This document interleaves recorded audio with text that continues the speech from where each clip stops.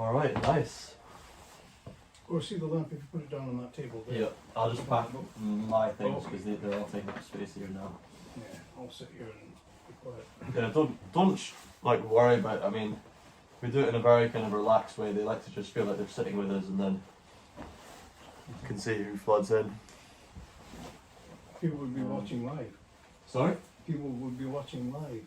Yeah, we get main Rodrigos from Argentina. We got people from Scotland and things. I'll forget because it'll make me nervous.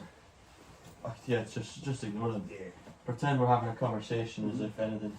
I can say hello if anybody comes on. Oh, there's something wrong with it though. Let me see what's wrong there. It's,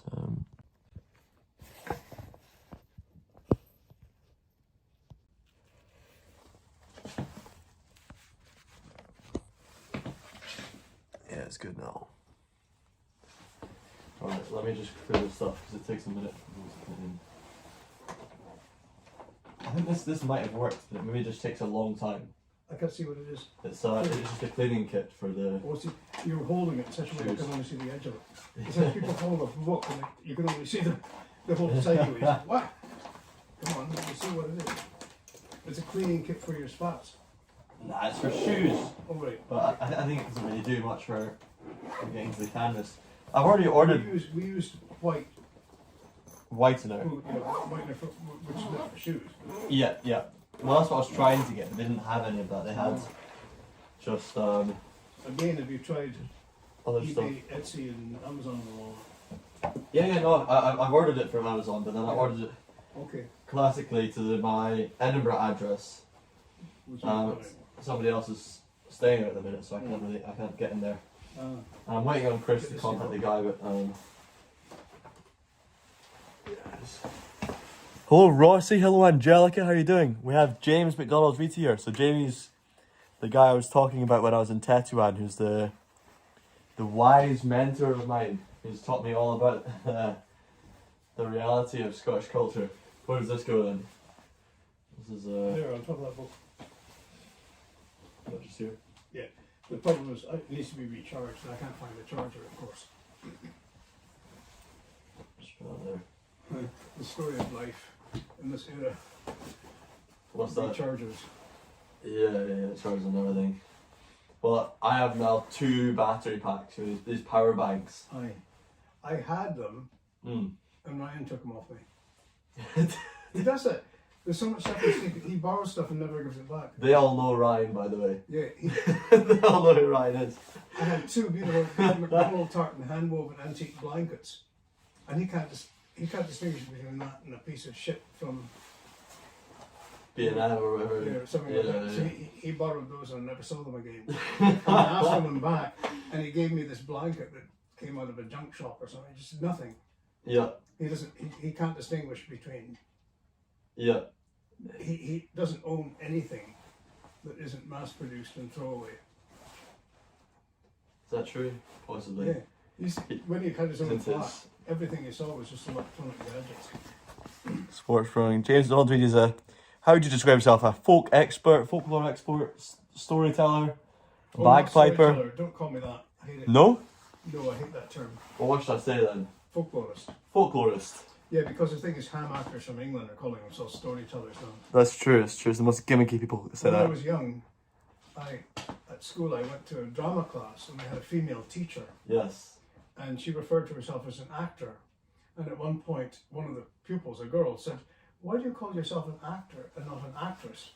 And the teacher said, "Actors is what whores and models write in their passports." So, it's a term that's too broadly used and exploited. Storyteller. And the people I learned from would never call themselves that, ever. What's a better name? Because I'd imagine then you'd also disapprove of the name, the Storytelling Centre. No, I'm not bad with that. That's okay because it does include all that. It's a broad umbrella. Right. But for an individual, it's... Yeah, and the other thing is that a lot of complaints, like they're starting to dramatise the stories. I'm not against that. That could be inclusive in that space. We can have a variety of different art forms and different ways of delivery, as long as it's distinguishable that if somebody is doing the genuine oral lore, they're doing it that way, and you let them know. Yeah. Because this is for the audience, because they want to know. Well, what you've got now is people expecting something genuine and authentic, and instead they have some lady from Birmingham doing her, Yeah, that's right. you know. As long as they make the distinction. One of my favourite storytellers, the only one who's still there in the old directory, is Michael Kerrins from Glasgow, and he makes them up. Mm-hmm. He's like a stand-up comedy. He makes up these stories, and I love going to his sessions. I love, but he admits that. He's not pretending to No, be he's not. He lets you know. authentic and No, he's straightforward, and I'm cool with that. or trying to use it as this It's the scheme to same make with lots of money. piping. I get a lot of people interviewing me about piping, and they know that I'm really interested in keeping the original old tradition alive. Mm. And they say, "Oh, you must be upset about these people playing jazz on the pipes and doing this." And no, not at all. The same pipers can do the whole range. Mm-hmm. I think piping is alive and kicking now. Well, usually the pipers who do that sort of stuff have established themselves in traditional music first. Yeah, they do both, and it's perfectly possible for people to do that. Yeah.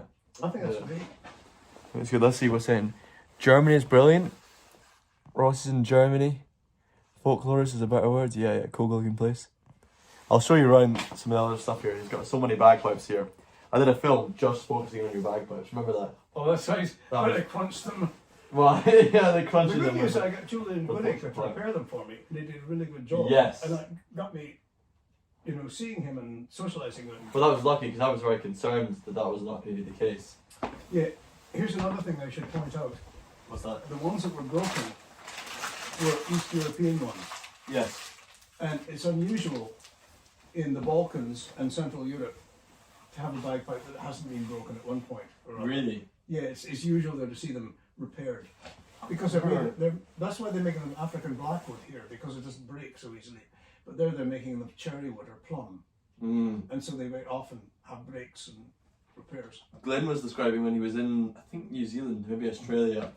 He was playing with one pipe band, and almost every single person in the band had a snapped chanter, and they just taped them together That's right. with like with bagpipe tape, what they use for tuning nowadays. What they used to do And in the they old held it days was together.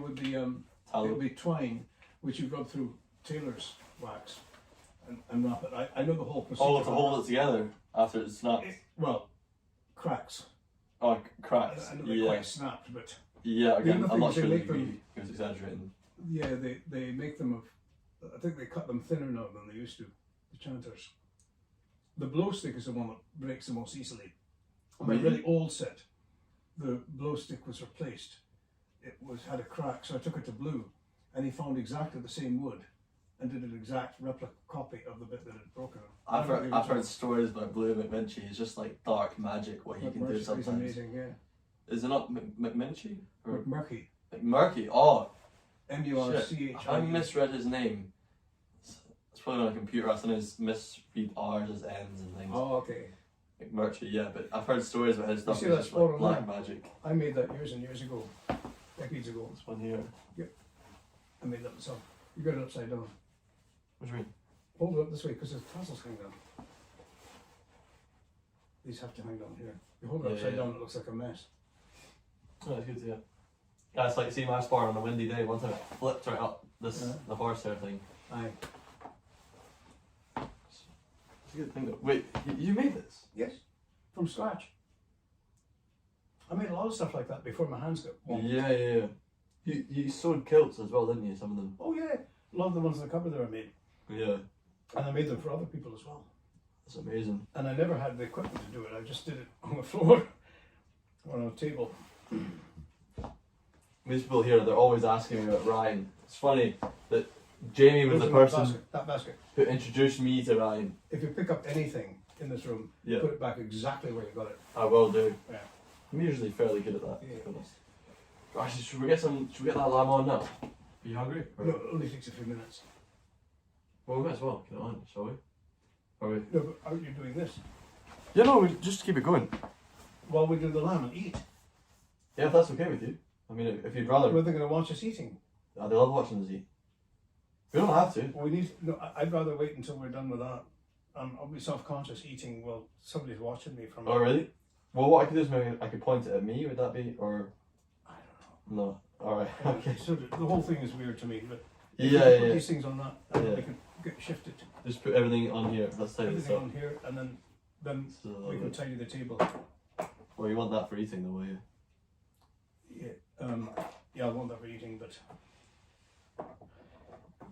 and this, This foreign chain. yeah, it came with that hair horse hair. You don't use these foreign chains, though, do you? Probably Well, not, but I'm going to okay. keep that anyway. Yeah. I'll explain it later. Another issue. Yeah, you could probably sell it on or So something. this- Or... There we go. This, Let's do. yeah, all of them, everything. Just bang it all around. Get out of the way. Oh, what is this stuff? Is that? That's you from keeping this? Kyle. Yeah, that's a. Oh, I should put this in there. Yeah, it fits in that. But put all that stuff over there, Yeah. maybe on the mattress, not too far away, so I can pick it up. when I Yeah, need to. yeah. That's a mix of Kyle's and Sally's here, isn't it? Yes. If you put that somewhere back there, out of the way, and this as well. Oh, okay.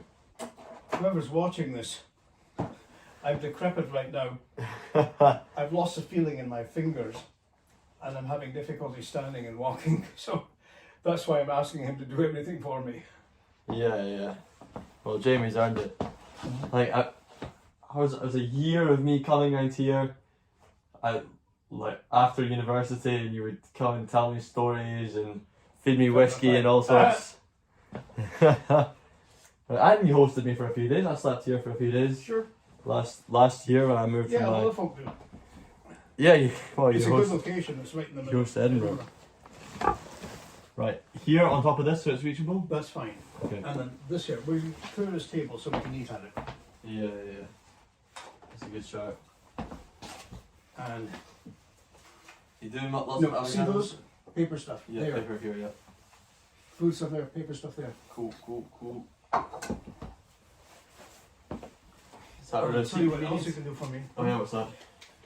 If you go in the bathroom, underneath the sink, you'll Yep. see a white aprony thing. It's a big, like a bib. Okay. Could you bring that through so Yeah. I don't spill it on my clothes? Yeah, that's a good shout. Oh.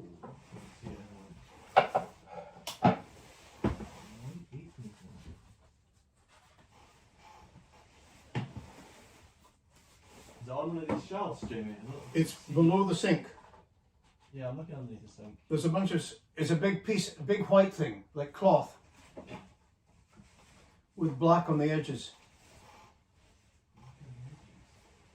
Jamie, I don't know what I'm missing here. I'm not seeing it. Oh, I may have put it in a carry bag, that's what I've done. What, in the camera bag? No, a carry bag. If you see in the vestibule, there's a big black leather, dark brown leather overnight bag. Brown leather. You might see it in there.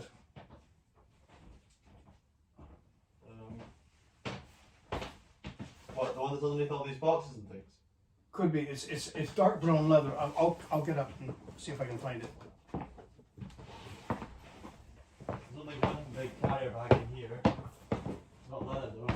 No, no. No, leave it. That's Kyle's shit, Oh, right. and it's my bag. Yeah, I thought it was your bag. He stuck it full of his stuff and left it there. That's so funny. He's probably going to another room. I'll get something to go there. I need a bib over this so I don't spill any food on it. Yeah. Because if my hands aren't working Where properly. is it? What, is it this leather? Hmm? This leather bag? No. No, it's huge. Huge. No, don't look for it anymore. Okay. You'll find it. Destroy too many things. Listen, how you doing? Pip Smoker. This is our most heavily demanded guest. James MacDonald Reid. It's because I'm infirm. Infirm? I am. Goodness, I had an 8-hour operation. I'm Yeah. on all kinds of medications now that drive me nuts. And I hardly walk. I'll just use this. Yeah, that's fine. No. Incredible discount. Okay. You only want lamb steaks. I'm happy to have whatever, but I Okay, I'm open the mainly- fridge, please. Because stuff there has to be eaten now. yeah, what has to be So eaten? there's salad and there's Which thing is that? Is it the Yeah, reach in, pull out the mushrooms on top. Just take the thing out. There you go. We'll have those because they'll go off. We don't have them now. Anything else in here that needs finished? I can't see. There's broccoli. That'll keep for There's tomorrow. broccoli. There's the lamb here. There's the lamb. And there's... No, that's for later. That's for later. Oh wait a minute, is that salad? I can't see it. Yeah, Let me salad. pull that one. Yeah, we'll take that out. Okay. So we'll have salad, lamb and mushrooms. Yep. And the plates are up the top there. Yeah, I see the plates there. So, we just put this straight in the air fryer, right? No, you No? preheat the grill, and the grill is on the right. Alright. So open the thing. Have to educate me on this a little bit, yep. Sully's moved the big chair back here. Oh, it's we're in the doing way. cleaning this a lot, maybe. Huh? So, What is was there that? haggis in there? What? Is Let there me see. haggis? What is I can't see. Okay. I can't see anything. You're in the way. Oh, sorry. Bring everything here. What? Pull it up. Pull that tray Oh. up. No, This thing? the tray. This here? Yeah. Okay. Right, Oh yeah, we'll just do it under hot water in the sink. Oh, just clean the tray, yeah. Yeah. Just the tap on the left. See if you can get it hot Oh, yeah. water, and then Got a nice new faucet here. yeah. Except it tilts. It's not really steady in there. That's a good brush, this. Mhm.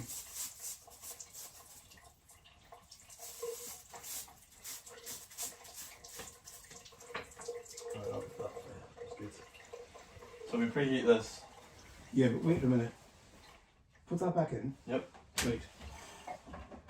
Take the bottom one out. This here. No. The bottom tray out. This here. Yeah. In fact, take those two out. Take the two out. This thing. Yeah, and set them down here. Okay. Now, if you reach the side of there, can we get this chair to fuck and we can both be there? Let's move it. It's Sully. He pushed everything over here. Really? And then it's in the way. And I can't push it back. That's fine.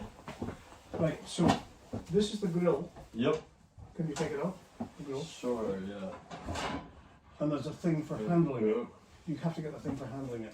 Yeah, so we don't burn our fingers. Yeah, it's behind here somewhere. Yeah. Can you find it? Is it this thing? I can't No? see because your Don't know cape's what on that it. is. No, it's not that. Maybe you should take your cape off because all I'm saying is cape. That's fine, I got it now. I'll take the cape off though. Yeah. Now see how that works. Yeah, it goes in there. No, yeah. Uh, No, turn it around. Turn it around. Because it's in there now. yeah. Upside down. No, other way, this way. Okay, this way. There. Yeah. Okay, so you're putting it in there. Yeah. So you take that. You see how to take it out? No, you put it in the bottom one. And there. Let's go over again. And the See bottom. this? Get this tape up. Alright. Right. Put that That's down there. so you've got that figure. Now this goes at the bottom. Put this back in. Okay. It stays there. Yep. So don't do anything until I tell you. Alright. Okay? Yep. Can you get that back in? Yeah, I put it back in. Wait, was this is not in there? Or was that one? It was the other one. Okay, get the other one. This is the problem is that people just go ahead. I have to instruct. Right, your That's to system. catch the fat. Yeah. So Good stuff. Don't want to lose the put fat. that in, but figure out how to take it out again. Get the knack of that. It's really tricky. No. You No? push, squeeze this. Alright. See those go like that? Oh yeah, I see. And then they go in those holes. Oh yeah. Magic. Ooh. Yeah, and you take your cape off so it's not in the way. Yeah, I'll take my cape off. I'm like levitation. Okay, So so we have back in. grill. And now I put it one down, put it lower. Okay. Getting my practice into this Okay, levitator. okay, There you go, Jamie. right. Now take your cape off because it's really obstructing everything. Alright, I'll take it off, Jamie.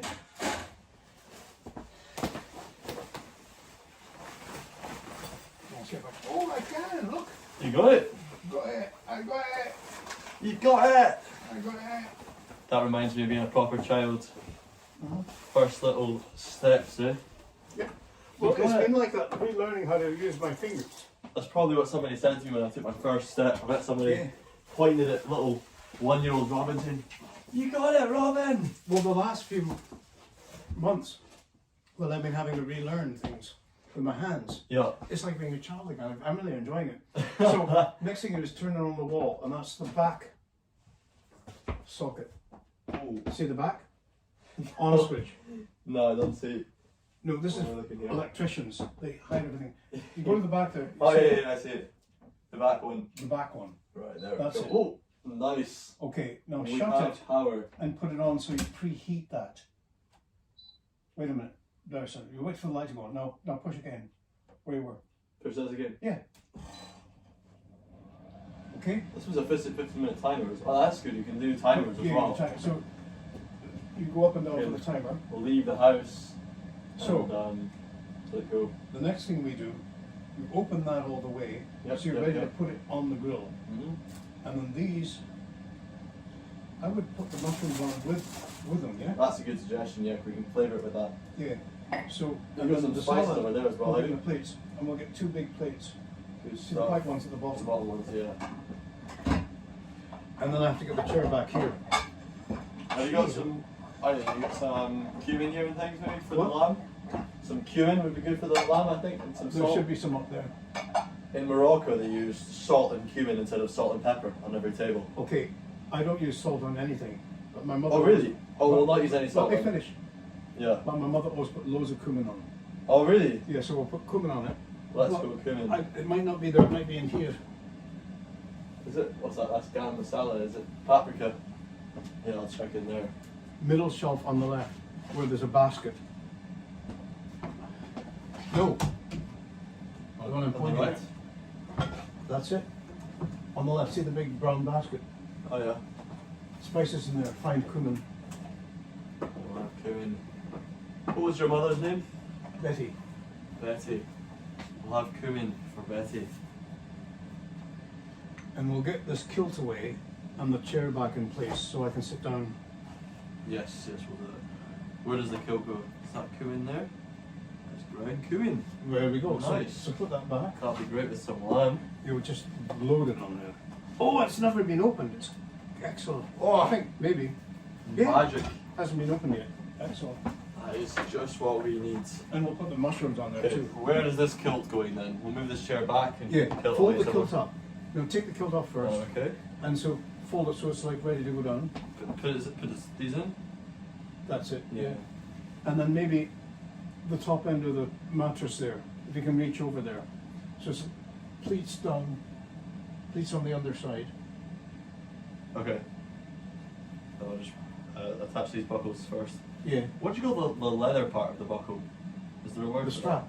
that? Oh, it's strap, of course, yeah. I was calling it something else earlier on. Oh, that was quick. Maybe I invented something. Wow, this is an awfully You don't fluffy need to. ending. Yeah. So if you put the kilt down there, if you can get past all that clutter. Yeah, yeah. Just on So- the bed. Yeah. So this is this side down, Yeah, yeah. and then we'll get the chair back here, and I'll sit down and get out of the way. I love this chair, it's so grand. It is, but it doesn't fit with this table because both of them stick out. I feel very They're Irish when I say decorative. that. You can't put it into a table, and the table isn't one you can't put a chair into. So it's really awkward here. Right, fold it like this? Or? Yeah, that'll do. Just open, That'll yeah, fine, yeah. because I've got it sorted anyway. Nice. Just that's it. We're in biz. We're in So- base. Yeah. So my suggestion is, Yeah. you see that round thing you got there? Yeah. Get it away, out of the way. Yeah. It's in the way. You want it away, I do. so that I'm just going to put it straight on that one that's in there. We're not putting it in either of these, No. are we? no, get those away. Yeah. They're cluttered. Okay. Declutter. Declutter. You see the tray you just put them on? Maybe keep that there still though. Really? Yeah, because it to catch fat or anything. So get those out of the way. That's it. And keep that there. So when the time is right, you That's, open the cooker door Yeah. and you pull the tray out, the grill out with that handle thing enough. Yeah. You can get the lamb on it and then put the mushrooms on that. Oh yeah, and put just ladle that on. Good stuff. when it is, and I'll get the knives and forks as well. Oh, this will be nice. Yeah, a lot of cumin in Morocco. Oh yeah. Big on that. What would What's Becky? happened here? Oh, this. What would your mother usually cook? Oh, for fuck's sake! With What's cumin. going on here? Oh, I Is see. it there? No, this has to be sugared so I can shut that again. Ah, okay, I put it in wrong. Right. Oh, what fell over? Oh, it's one of them. Good.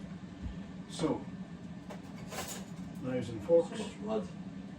That's something that I didn't have over there. All that halal stuff. Oh, god damn it.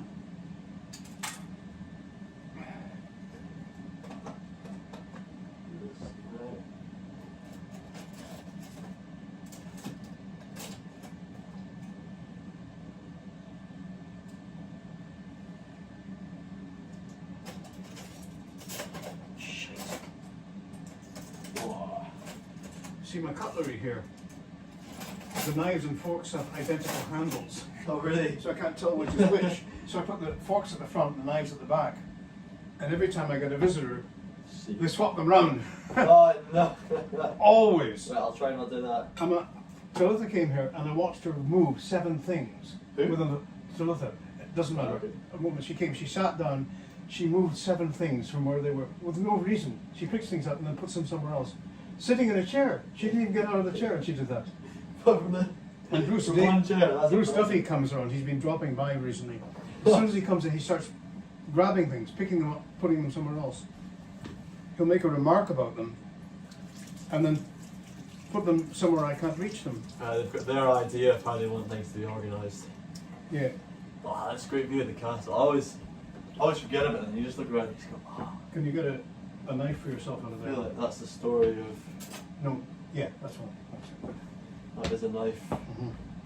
Oh, good. What a setup. So you're there. Is this Look. useful or should have been that I can't see what it is. Scotland coat upside down? This is the way around it goes. Yes. Yeah, been. After the wedding banquet, Carl gave me that box with Yeah. this Yeah. and a little glass, which you see there, which it says best man. Yeah. And I thought, I've got so many, but I realised I'm now having, when I get up in the morning, I have some kefir. That's perfect for my kefir. Oh yeah. Yeah, kefir's great. I got a big bottle of them there. It's Yogurt. really difficult to open though. The kefir. Yeah, they're from Poland, the bottles. Mm. You have to use practically a hacksaw to get through the top, because you have to break through all these little plastic connections. I suppose it's good that Kyle's staying here not so much though, because he must be like helping you a lot with these things. He is, but you never know. He'll be helping, and after 20 minutes his phone will ring and suddenly he's got to go elsewhere and you won't see him for another 3 weeks. Yeah, yeah. It just constantly. So, and the other thing is if I turn my back, he'll move things around without telling me. Seems to be all your guests are doing that, Jamie. Oh, the other It's a thing is, pattern. when he's here, he's all over me chatting and so on. Then I go into hospital. Yeah. 3 days later I come out and he says, oh, I tidied the flat. And I come Yeah. back and find it. All I can find is his stuff. He's taken my stuff and put his stuff on top of it. Hidden it away somewhere. Right. Oh man. That's quite amusing though. He's Yeah, good yeah. company though, and so Sully.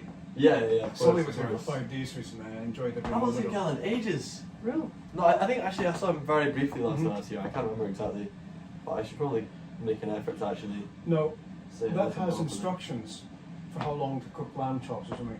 They're probably Does on a it? sheet on one side or the other next to it. But you can probably guess by just checking it. It's on Maybe set on the to left. right now. Oh, is it there? I can't see. Easy fry, oven and Yeah, grill. oh, yeah, I can see what that is, but see if it has instructions for how long to cook lamb on the grill. Yeah, I think it does. Just talking about Because you turn it over and all that. foods there. Let me move in there again. Yeah, go on and take a look at this. Can you pick Oh, that yeah. up? Shit. That's why I needed that. No, No, it's I've got a fine, it's special fine. one, but I can't find it. Yeah, I can find it. What I'm looking for is when you take it out, you've got that to, just in case you drop it or something like It's that. here, yeah.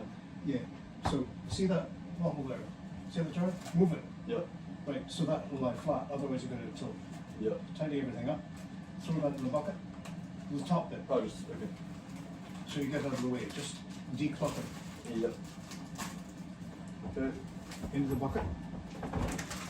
Into the bucket. We need to empty this bucket soon. Yeah.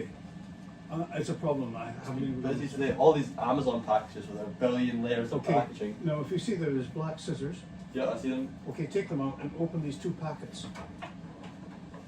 These here? Yeah, to get the mushrooms I out. wouldn't need scissors for this.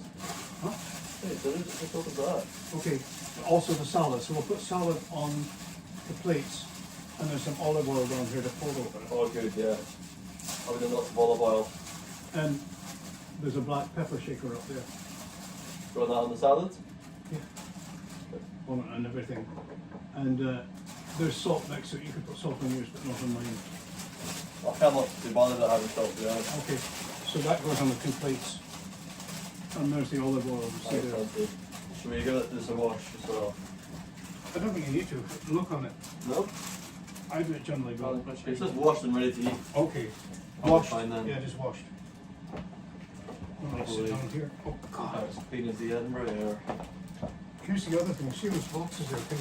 Oh, I can get them to push them on my leg. There's nowhere to put anything in here. We're using the whole bag or just a part of it? There's quite a lot in here. Oh, just part of it, I think. Part of it, yeah, 'cause that's quite a lot. Yeah, a bit more for you. All good stuff.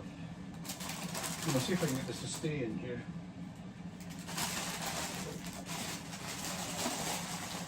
Do you usually wrap this up with an elastic band or should I just fit it like that? See it's behind that? Pick up that bowl up. No, see that bowl with the avocados? Pick it up. Yep. There's the elastic band. It's just Perfect. fallen open. There we go. Can you do this in here? Keep Yeah. falling out. Get it in there. My fingers don't work. They're all numb. Well, that's what I was saying earlier today, and I don't even have the excuse of an actual health issue, but Yeah. just had the cold air because I'm not really Scottish anymore. I've been away in Well, this foreign is. places for My so long. fingers are like this permanently now, or at least for the time being. Yeah, Plus the steroids. I reckon we can find some sort of way through to at least improve them. Well, I'm trying to get an occupational therapist and a hand specialist to look at them. To And that's advise me. included with the NHS, is it? Yeah, but it's just getting in touch with the right one. Right. So are we putting these? I can't see you're behind me. So the lamb and the mushrooms. Are we Yeah. putting them all into this one here? Yep. Okay, let's do that now. You might do. There might not be enough space for all the lambs, so maybe 2 at a time. Yeah, I think that's probably what we'll do. No, don't. No. Oh, yeah. I suppose. No. Keep it sort of semi-balanced there. Keep it there. So sticking out. No. Back in the slots where it Yep. goes. Okay. But just out enough to get the lamb on it. And if you look here, wait a minute. I have to get up again. Okay. Inhale. You have the chair or? You know, there's a set of tongs on your left. Yeah, yeah. There. Yep. Now you pull that out of the base. Push it in. Yeah, so that's to use it to get the lamb onto the grill. Okay. Oh, tricky. Whoa! You okay? Yeah, I'm going to pull the table toward me rather than toward the table. Yeah. That's fair enough. And the olive oil. I That can table's mix gonna the olive oil. slowly drift towards this side of the room, I think. Uh-huh. Right, I think we can get 3 of these lambs on, and then we'll do the mushrooms next time, shall we? For the last bit of lamb. Oh, okay. Sounds good. No, I can't hold this. I have to pour it. Come on, thumb, work. And I have to squish. There we go.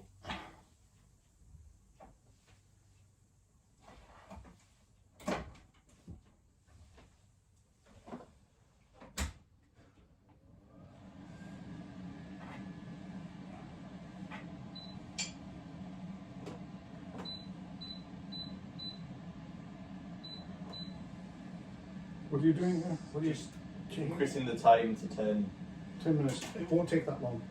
but I'll flip it over Yeah. in a couple of minutes. After what? A couple minutes? Yeah. Or I'll check it for a couple Yeah, keep minutes. checking it.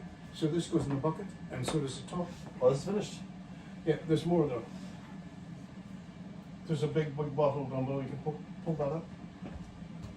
I learned that apparently all olive oil that's the same colour, they do some bleaching to it or something like that. Oh, this all, I've read all that stuff.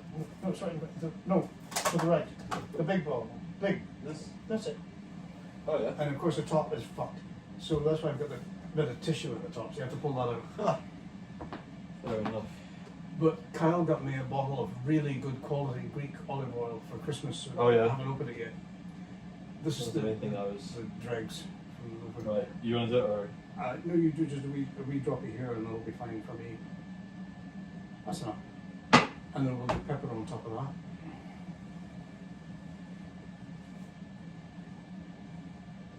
Yeah, I've been having lots of olive oil on my mum's. Olive oil with eggs, oh, it's so good. Me too. So what's wrong with this top bit? Why does it not work? Somebody took that out. I mean, this shouldn't be here. Oh, right, I see. And I can't get it out again. I think it was Sully, because he loves his olive oil and he keeps redoing that and I can't redo it. That's okay. Well, you'll have a new one soon anyways. Mm-hmm.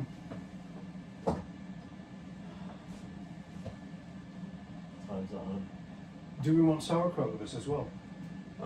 It's up to you. It's probably good for you to have at least a little bit of sauerkraut. Yeah, we can, after we put the lamb on, we put it aside. It's in a big jar in In the fridge? there. Yeah, and you see that this clasper? Yep. Use that for getting sauerkraut out as well. In the fridge? On the left. Big jar. Yep, got it.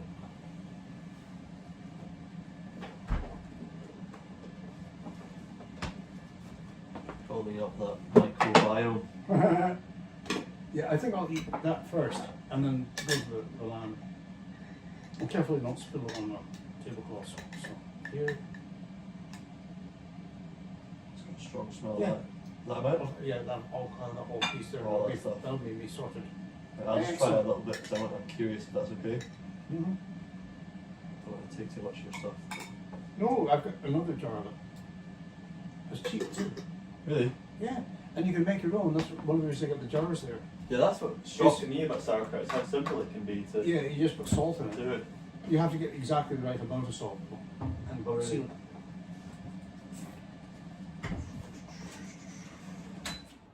Alright, let's flip these.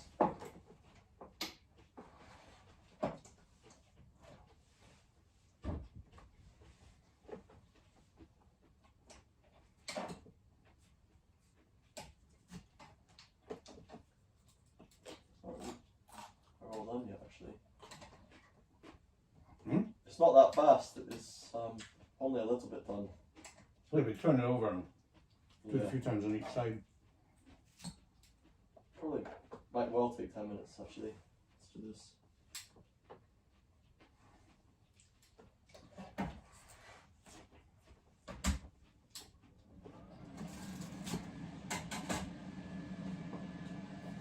Oh, right, let's see if there's anybody in here yet. There's not many people on today.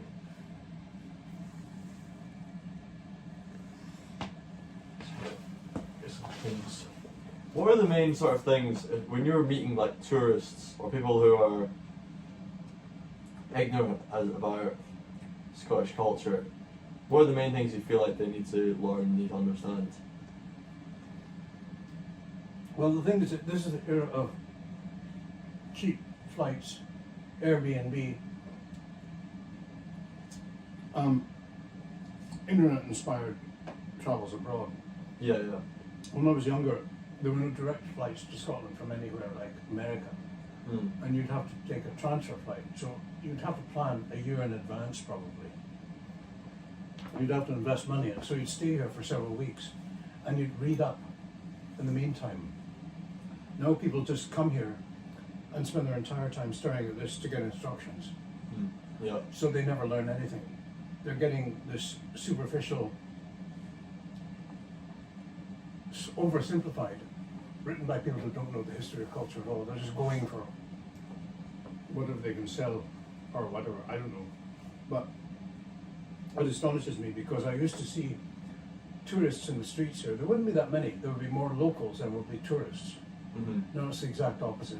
100, 200 tourists for every local resident. Yep, and Royal Miles. And they're, no, even this in this street here, they're just staring at their phones, going.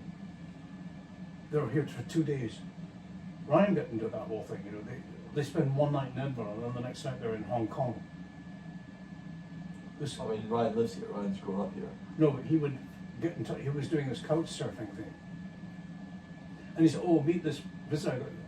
She just come from the airport. Ah, right. She's right. couch surfing. Yeah. She's going away tomorrow. She's going to her next stop is Buenos Aires or something like that. All over the world.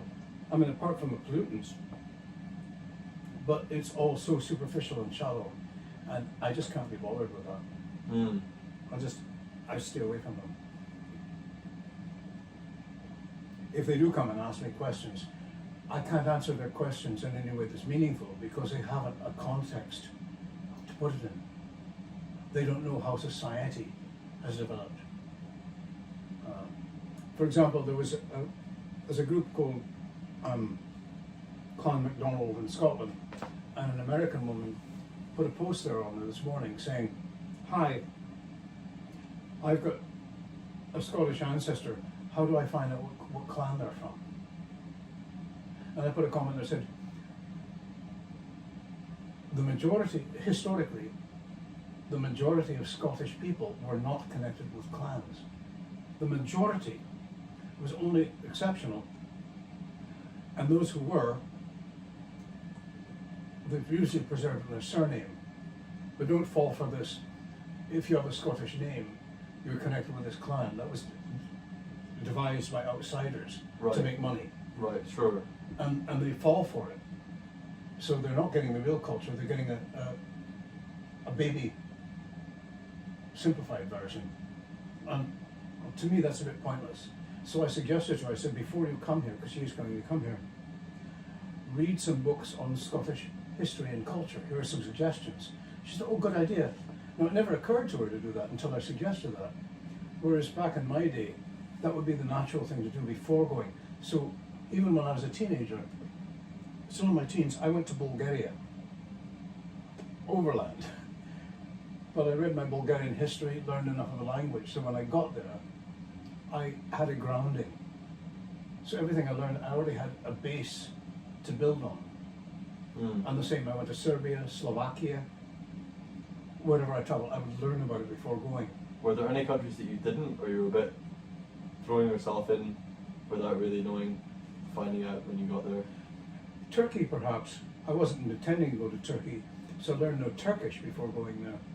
But I knew a general history. I knew the history of the Ottoman Empire in general. Mm. So again, I did have and I knew that like the buildings I was seeing were originally built by the Greeks by the Byzantines. Yes, yes. And then when the Turks took over, the Turks are virtually lost. So I already knew that sort of thing. But I find tourists coming to Edinburgh who haven't learned even that much about Scotland. Oh yeah, no, I met tourists in Edinburgh who don't even know there's a castle. Mm-hmm. So yeah, but I mean I've been that person because I've travelled through countries at quite a rate, especially when I was travelling with Ryan, where I didn't necessarily know much. Well, he's a fly-by-nighter himself. Yeah, I mean it was like an unusual way to travel, but obviously it meant. Yeah, when I first met him, he kept going on about couch surfing and how cool that is, and to me it was just a waste of time and money and causing pollution. Couch surfing? Yeah. I think most people on there are genuinely travellers that are putting more of an effort. Yeah, they are, but they stay 2 or 3 nights and that's it. Whereas when I travel, of course, I couldn't afford to go on planes, and there weren't that many planes then either. Yeah. In the 60s, you'd have to travel on trains and buses all the way across Europe. So when I went to Bulgaria, it took a long time to get there. I'd go through the Netherlands, I'd learn a bit of Dutch. I'd have to travel across Germany, learn a bit of German. In advance, before going, I'd get what I could. And that meant trips to the library, because there was no internet then. I'd go to the library and find grammar books on the languages, I'd find the histories and so on. How rare do you like your lamb? Because I quite like mine reasonably rare. If you want to pass your plate up, you can try a little bit and see how much more you want it done. I'll probably want mine done a bit more. Right, why don't I put a couple of these on my plate and then we'll put in a I'll have a look. Fresh ones. Oh, you want to see these? The Yeah, when we put them on okay, the plate. yeah.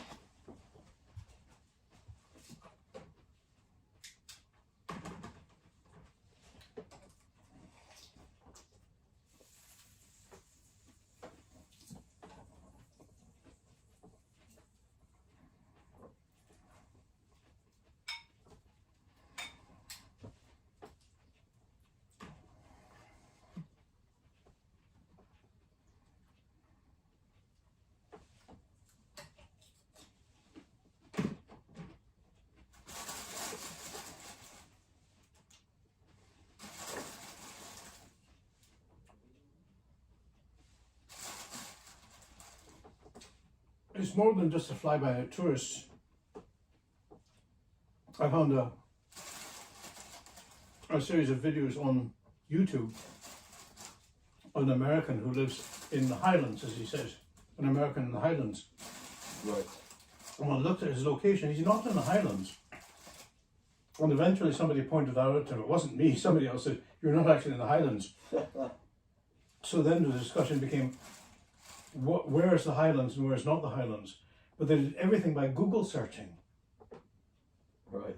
And eventually I had to step in there and say, the boundary line was decided in the 17th and 18th centuries between the two. Here's a map that shows you the boundary line because it was linguistic and cultural as well as geographical. And we're not in the Highlands. But his conclusion was that northern Scotland is the Highlands, southern Scotland is the lowlands. Yeah, a lot. It's not, it's east and west. The whole east coast is lowland and the whole west coast is highland.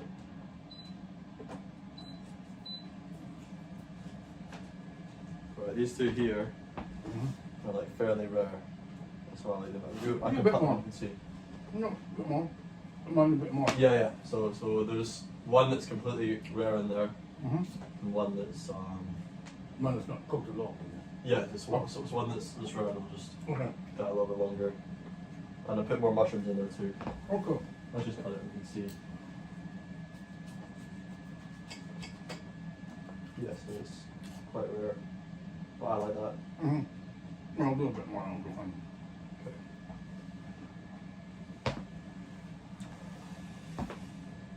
So there's two in there right now. Cool.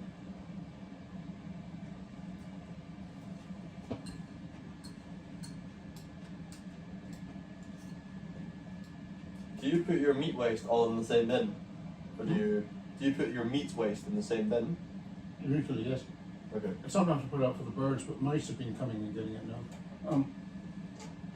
I'll clean this. I'll save the bones for Right. soup stock. Yeah, you'll save the bones. Yeah.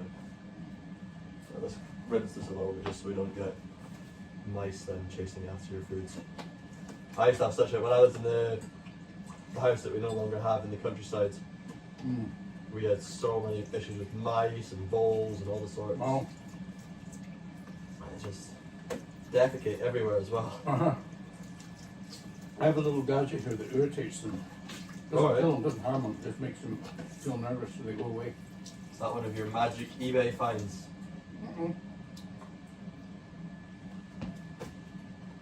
I'm afraid it's one of my electronic gadgets. When you put a vibration to the electronic circuit Yeah. that they find irritating, so you just run away. What, you ready now? Oh no, that other one at the back seems to be taking longer. It's not. It's not really ready for a bit. I think it's going to take a bit of time. Okay.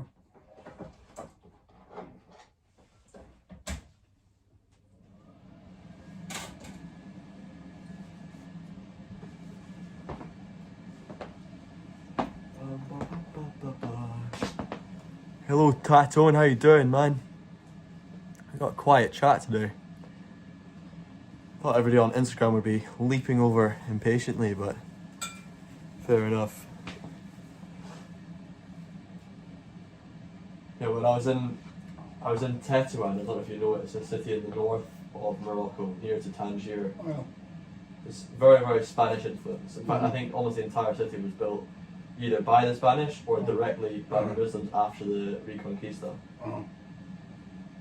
And Yeah, it feels very, very European. Wow. It's actually out of the bone, is it? Narrow. Oh, look at that, that's brilliant. Yeah, eat. Yeah, I love it. It's becoming more of a popular thing actually, using bone marrow and things again, which is good. Is it? I'll tell you something else is coming back, What's that? which I got in Eastern and Central Europe all the time in the countryside. Tallow. Hmm. So they're not having face creams with tallow in them. Does No. make sense. I've seen girls as well that do their hair Mm. with tallow. I find it's really good for protecting In the from sunlight. 60s, when I was in the Balkans, Mhm. the girls would put tallow in their hair before Yeah. going to church Yeah. and comb it in patterns. It protects it from the sun. It's really Mhm. good for that stuff. They use it on the skin as well, and chap lips, everything. And their bagpipes are made of fruit woods, so we'd rub them with tallow as well. Tallow and everything. Mm-hmm. I eat it I've got as well. jars of it in the fridge. Quite a lot of fat in my diet. It is I eat quite fat. a lot. Yeah, that's good though. This one's a little more well done. Do you want me to just put this in? Because that there is taking a while. Okay. You make one with it. Sorry? Wouldn't you? No, do you want me to put this in? So it's well enough Okay. for you. Because those other ones are taking ages. I don't know, there's just a bit of decisioning in here. Oh, I knew it. What's that? The towel will stay. It needs to be tucked way in. Keeps falling out. How's that for you? I can't see. This here? Yeah, that's good. You want this now? Sure. Okay. But I'll have to move these things. And I'll have to get this bloody thing back in. There you go. Ah! This all stuff will take a bit. This has to be tucked way in. So do all these mushrooms need to be finished now then? Yep. I reckon they're not going to last. Put them all in. So shrink up. I'll them up a little bit. Let's get these. Now, you want to pass me your plate actually, and I'll just take the mushrooms. Mm-hmm. Give you lots of mushrooms.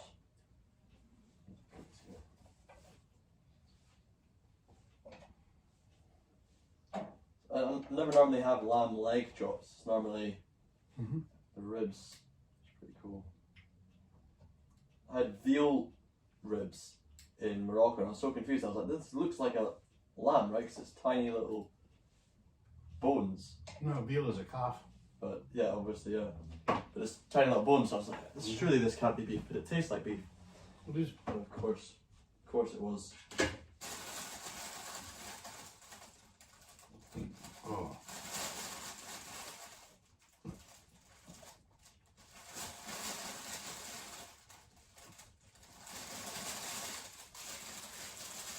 See.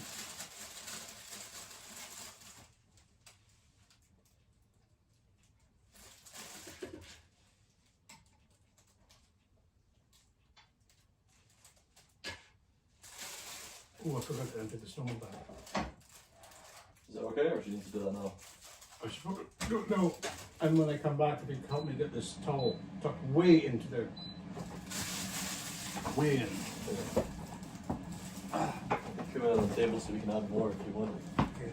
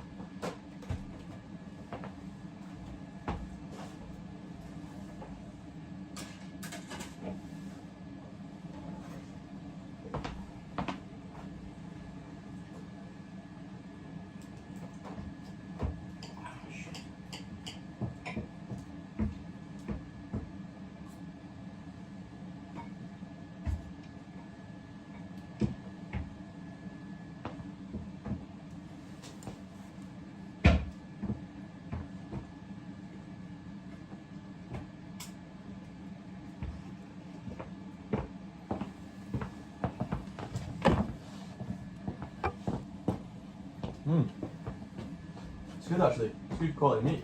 Yeah. Surprising. It's so cheap from Lidl, Why? but it's actually really tender. Uh-huh. Now, I need this to be tucked in so far. It's on another side of the earth. So it won't keep coming out. Yeah, the shirt's quite tight as well. Is your neck inflated? No, I don't think so. Maybe it is. Probably everything is inflamed. I wish I could find that bib. That's what it's for. It should be fairly far in now. Yeah. It really has to be very far in up here, so I don't want to get any. If I get lamb juice on this, it fits. Oh God. Oh, I see. Jeez, oh, this is such a mess. Where is that fucking bib? Oh, yeah. I'm going to have a drill session with Sully and with Kyle. It's falling out already. I mean, all this needs to be covered.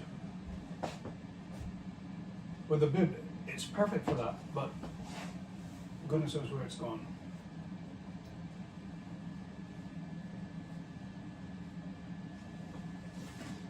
Good?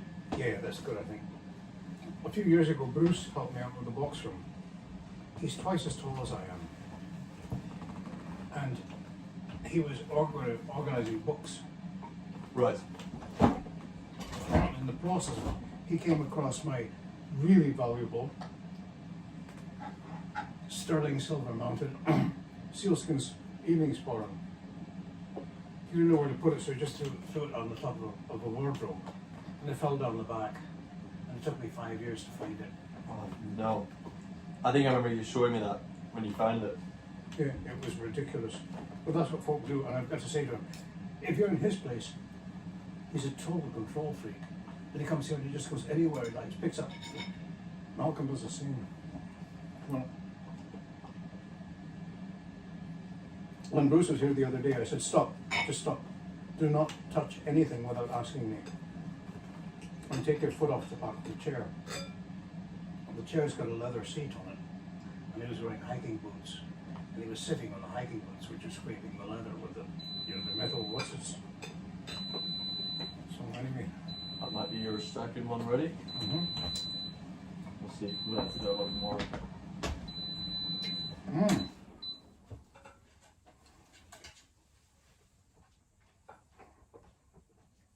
It's so nice.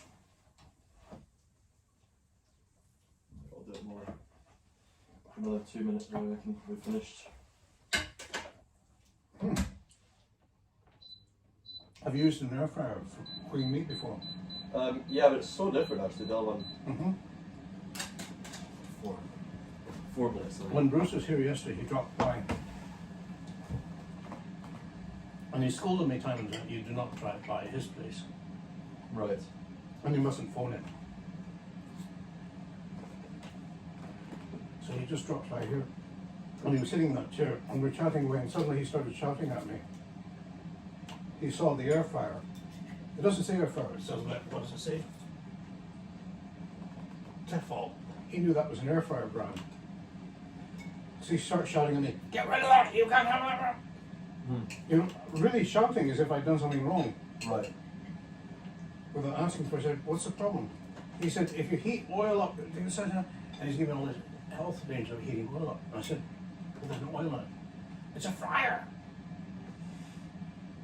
I said, but it doesn't use oil. Why is it called an air fryer? And he said, because it uses air to fry instead of oil. So then he's arguing with me, why do they call it that? I don't know, but just calm down, boy.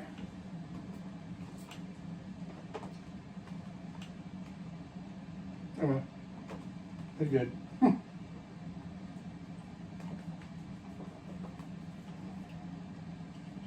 It's a good meal. It is. Excellent. Thank you very much for hosting me for this dinner, Jimmy. Cool. Thanks for being here and cooking it. In fact, you bought it, didn't you?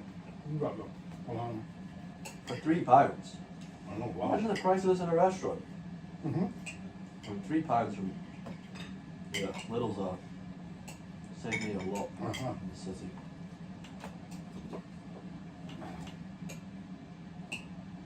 But I'm finding a lot of the supermarkets are competing with them and having reasonable prices, including Marks and Spencer.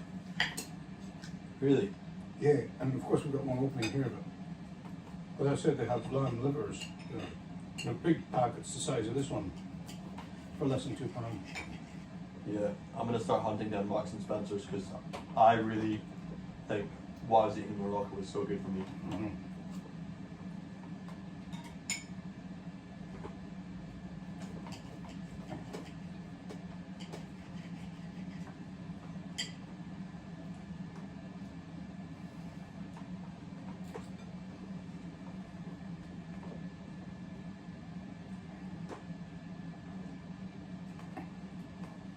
What have you mostly been eating lately? Sauerkraut, eggs.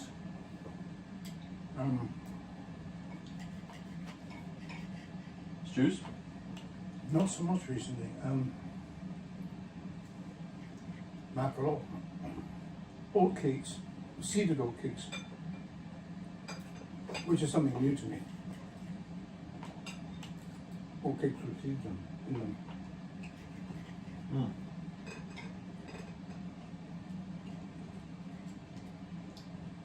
Is it tough? The cooking and things now is way harder, right? What? The cooking is way harder. It must be for. For me to cook? Yeah, it's just with. Doing anything is way harder. It must end up taking so long as well. Uh-huh. But the more I just try on my own, even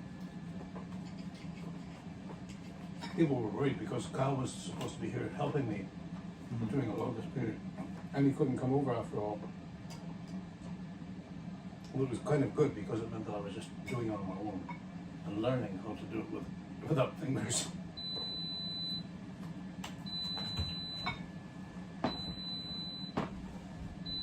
It should be properly medium by now. Might be a bit medium well. Okay. How's your lamb? Lovely. Yeah? You gonna pass me out the plate and I can give you the rest of this then? Well, actually, no, don't bother, because I can't reach over. you've got the mushrooms, it's fine. Here you go. Thank you. Good.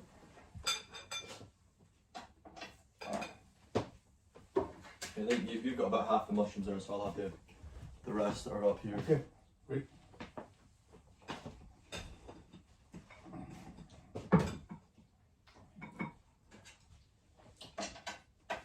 Oh.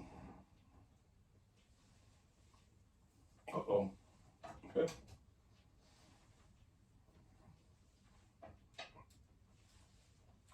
I just had a wee short pain in the back. The part where the cancer is.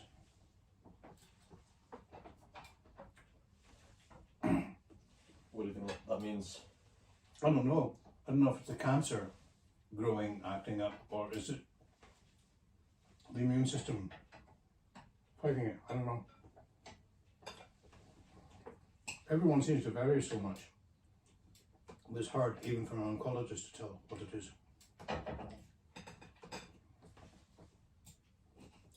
I suppose you just have to be super aware of everything that's going inside you so you can Yeah. understand. But the thing is, it better. the discussion groups, I go to a live one and some online, social media and that. Most people seem to get worse and more symptoms than I get. So I think, as the oncologist keeps saying, the rest of my body is quite healthy, so I'm coping with it all right. Yeah.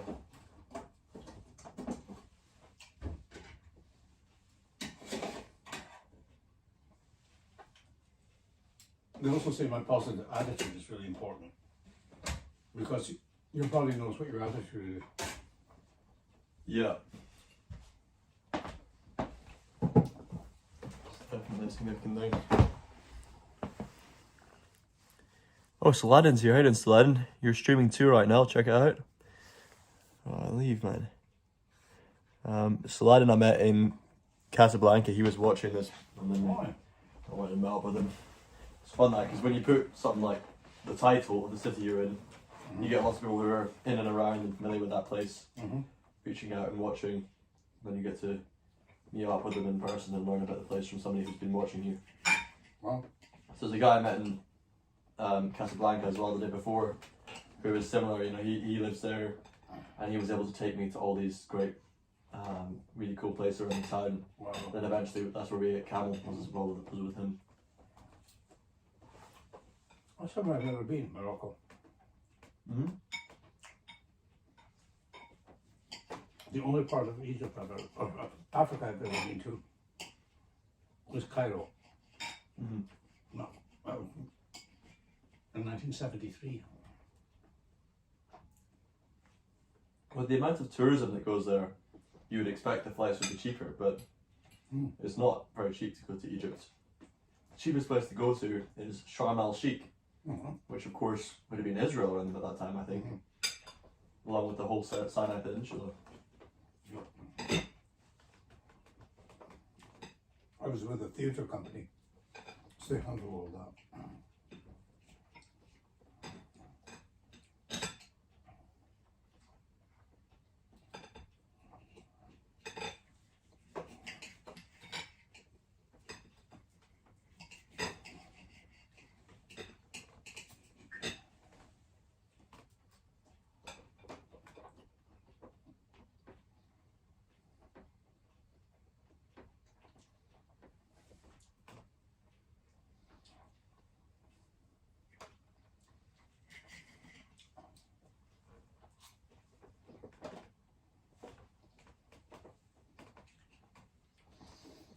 When we went to the wedding, I was picked up by a retired school teacher who I know. Cool. And he picked up Delina McClellan, who's 10 years older than me. I then picked up another friend on the way, the same age as me. And of course, being elderly people, everyone had to share their health updates. And Dolly said, "No more organ recycling." That's a term for elderly people going on about their organs. She's brilliant. Yeah. What a character. You know her, you met her. Yeah, we went to the cinema with her. Oh, that's right. And to see Leslie Riddick. We went to watch the film. Ah, yeah. Yeah, Leslie Riddick. I remember walking out the cinema and all these people were coming up to say hello to her. She's such a well-loved figure.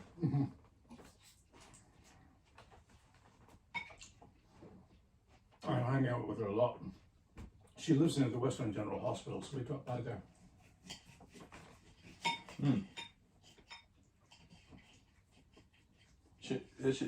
Kyle's friendly with her as well, right?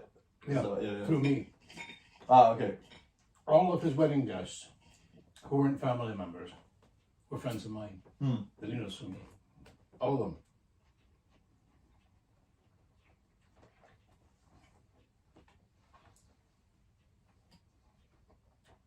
And he had a list of people there was no room for, but he would have invited. And he invited them to come around and socialise the next day.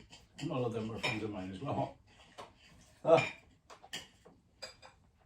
What was that like the next day as well? Was that similarly? No, they hung around in Peebles, and I don't know whether because I didn't go back down. I just need to get home and rest. And at that point, I hadn't slept for 26 hours. And this happened again. I didn't sleep last night at all. Well, So I'm really fuzzy today. I keep reading about the danger of sleep deprivation. I've obviously got it, but I don't feel bad. I mean, I'm jittery and all that, but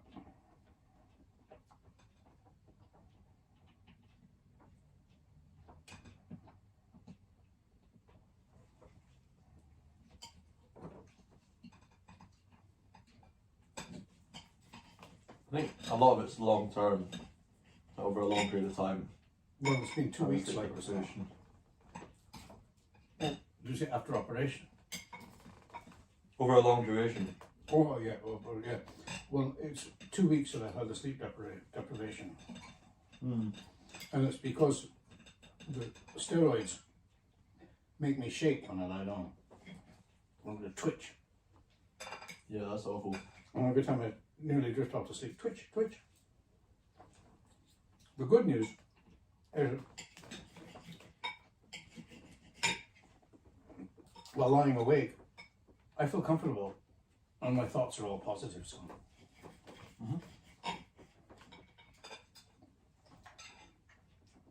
I'm not focusing on past wrongs, I'm thinking of interesting future. And Yeah. even the current political situation just goes from my mind, and I think of nice stuff. Just naturally. I think of things like cats and forests. Do you think much about your earlier years as well? Yeah. And when you first Only went? positive stuff. Yeah. It's the same. See, I had some issues with my father when I was young. Yeah. And I mentioned this to my brother that when I think back on him, I don't think of those. I think of the great times. Even like people from the Arts Council gave me a hard time years back. I run into them in public now, at social events and so on. And I'm perfectly fine with them. Yep. How you doing? You know, because of, from my past, right?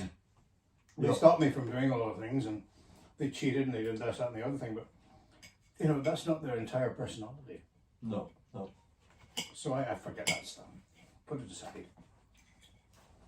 Yeah. It's great revenge as well, because they realise I've always been a nice guy to them. And they should have helped me out when I needed it. I mean, I don't see it. you've had a lot of crazy shit happen in your life to reflect on. Yeah.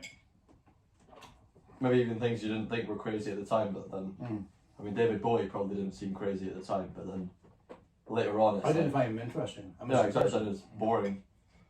His wife was so annoying. That was the thing that really struck me. Yeah, you mentioned that, and then you met her years later as well. No, within the next few years, I kept running. Every time I went to London, I'd run into her because she was hanging out with friends of mine there. Yeah, but you never saw David Bowie again. No, not one to one. Sure, on the TV though. No, I didn't have TV. Was it weird being like, what, that guy? He became all famous. No, I knew, Like a other, feeling. I knew other people who did as well. Yeah, but with those you described, you thought they were talented. Mm. Well, some people. You I don't know if expect he was talented or not. I suppose he was, but I wasn't into what he was doing. with music. Yeah. Whereas other people who were friends of mine who became famous, I was into what they were doing. Come on. I knew Janis Joplin. I knew Jackson Brown. Jackson and I were good friends. But I loved their music. Yeah. Very different. But What was Martin Bennett's stuff before he started doing, like, before his really well known stuff? Did you know? Did he it was write traditional folk tunes? music with my group. Yeah, yeah. Drumaldin?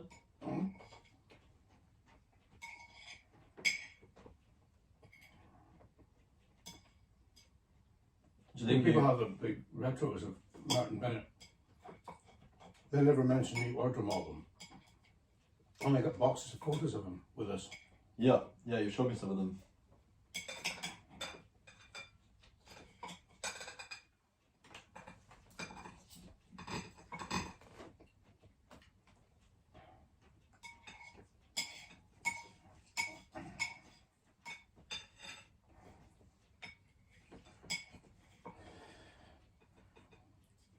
I have a lot of people watching me that talk about and ask about Martin Bennett.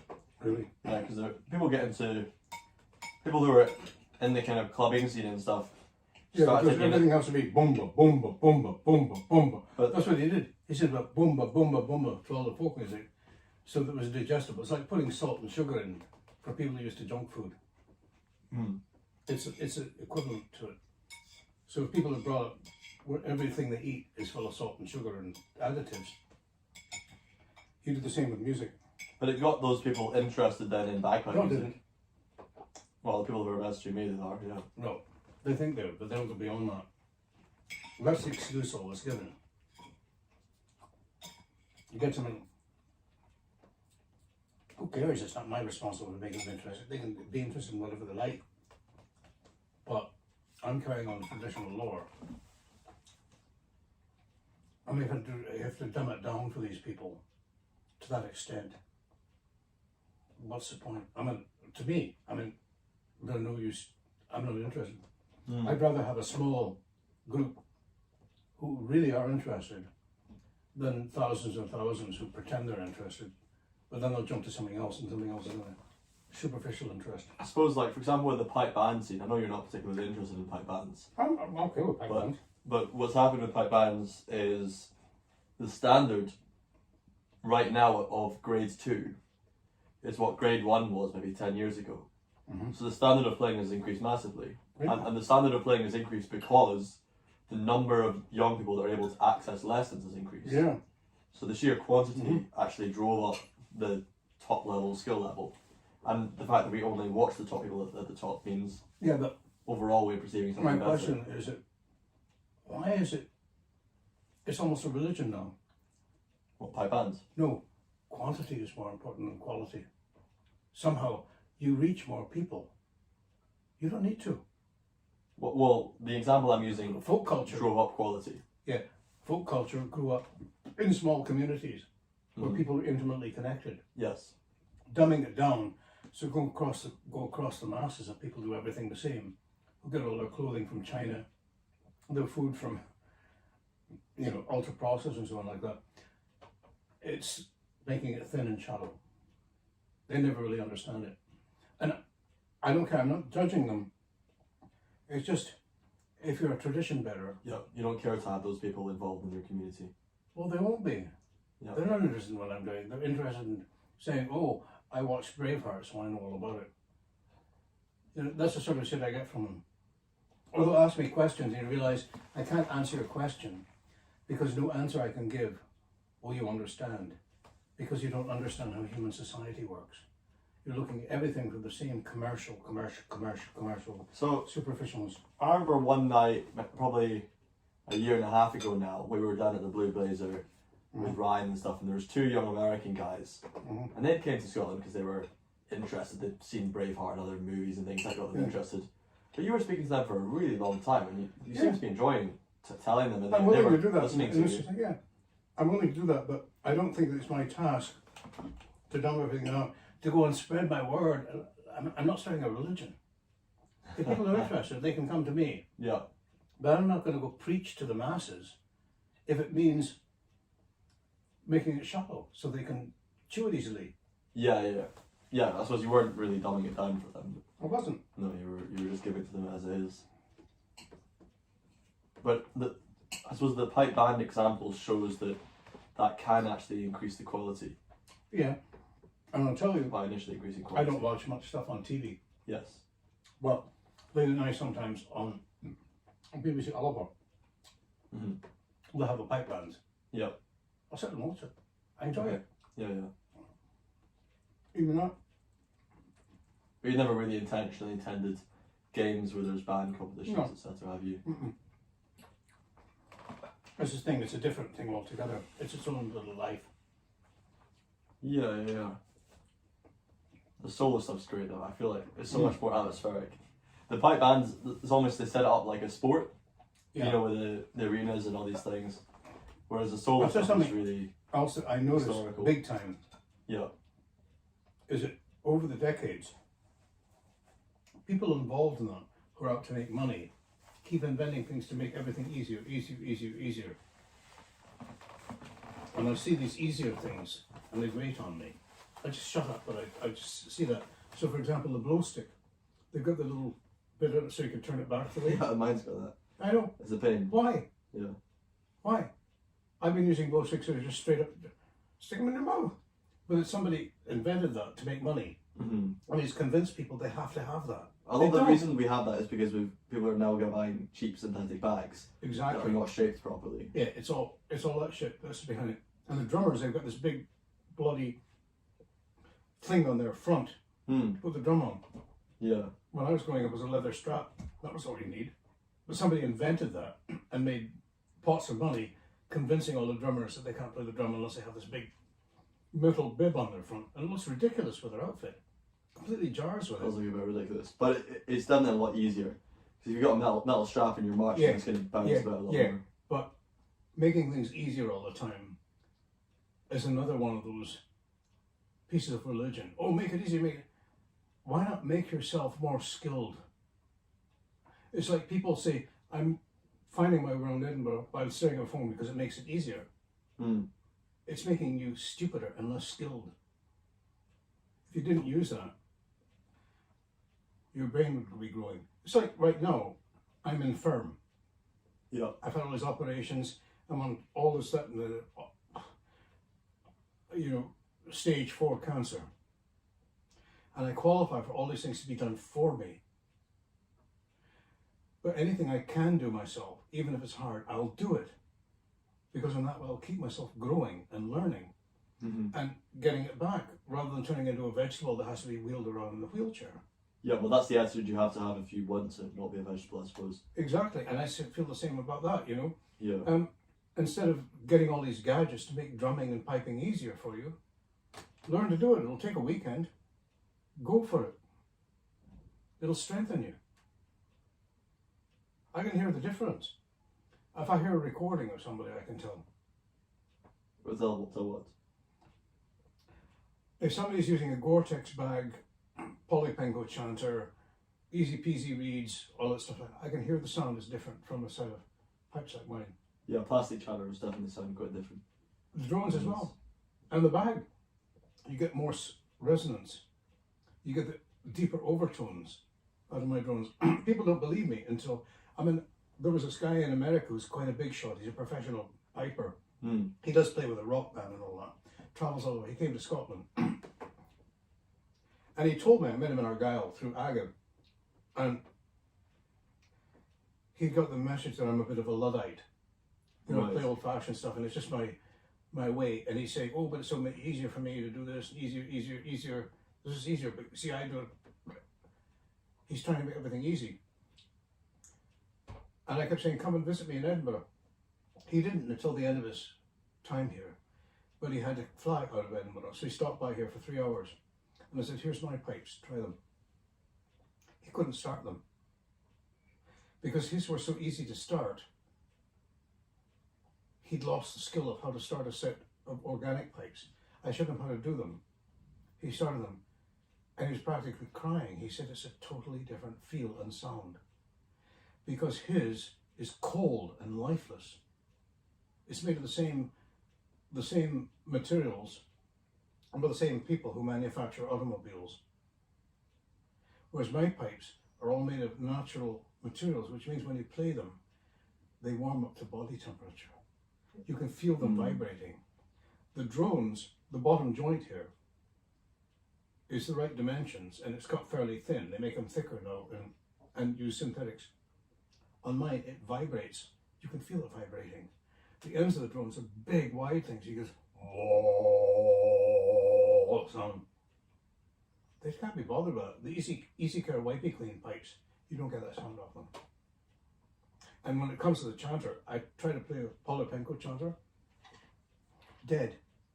The balance is wrong. Gore-Tex bag, the drones are pulling back. I use a heavy horsehide bag. Perfect. Right, it takes a bit of strength, but you build it up. It makes you a stronger person. It's quite and a about stronger money player. too, I think. The financial limitation is probably the biggest. I mean, for a lot of people. No. For I've high heard that. bags. I've heard that. Mm. Look around. No. The other thing is, okay, They'll say the financial limitations. This guy did as well. He went that way. Mm. I've had hide bags all through my life and cane reeds. Right. But I never had a car or a washing machine. He's just full of appliances. He has all kinds of, he lives an expensive life. His day-to-day life is probably 20 times mine. But I have a priority. That's my priority. That's what I invest in. How much do you spend on a new bag? I don't, what new bag? Well, if you get a new bag in your I don't bag need one. pumps. I've had the same one on for 35 years. The horsehide bag. Yeah, and I tied it in myself. See the bag, see the pipes on the, oh, which one? Yeah, the one up on the left, hanging up there. Yep. not that one there, and I've got another one here. I made the bags myself. I got goat skins and some cowhide in that cupboard there. What, you For tied making them or bags. you sewed them yourself? What? Did you tie them or sew them yourself? Both? You sewed that from scratch? Yeah.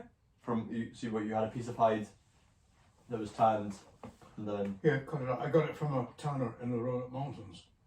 And then I did the hole puncture thing, put the bit over the side well, threw the cobbler's wax, did it myself. I've The got horsehide a bag I bag. got now, Blue made a long time ago, but I don't think it cost me that much more. And at the time I bought it, the people whining about the cost of them would go out to dinner and spend £40. I never spent more than £5 on a dinner. You know, I was living on literally below the poverty line. Mm-hmm. I've never had a washing machine. I had no appliances at all then. But my priority was my pipes. And people get in touch with me all the time. I'm constantly getting messages, oh, you know all about piping, you've been playing all your life, living in Seddon bed and so on. I'm thinking of getting a set of pipes. Where should I go? What kind of price range are they on? How would I know that? You know, I've had these pipes directly from the maker 50 years ago, or from my family. Yeah. You know, I don't go around buying bagpipes. And I see Americans talking, what brand of bagpipes have you got? So they're starting to think in the terms as if it's a Hoover or something like that. And I got into big discussions online with some dealers. And they said, oh, it's always been the case. You get the makers, you get the dealers, you get the buyers. No, we didn't have dealers in my day. You went straight to the maker. You'd be there in the workshop while they were making it. Mm. So it was a different society altogether. But the thing about more expensive, these are people who live on multiple times what I live on. They're whining about that. Well, that's your priority. But again, I said I would go directly to the maker. So I'm not paying the dealer in between. But these people go to dealers.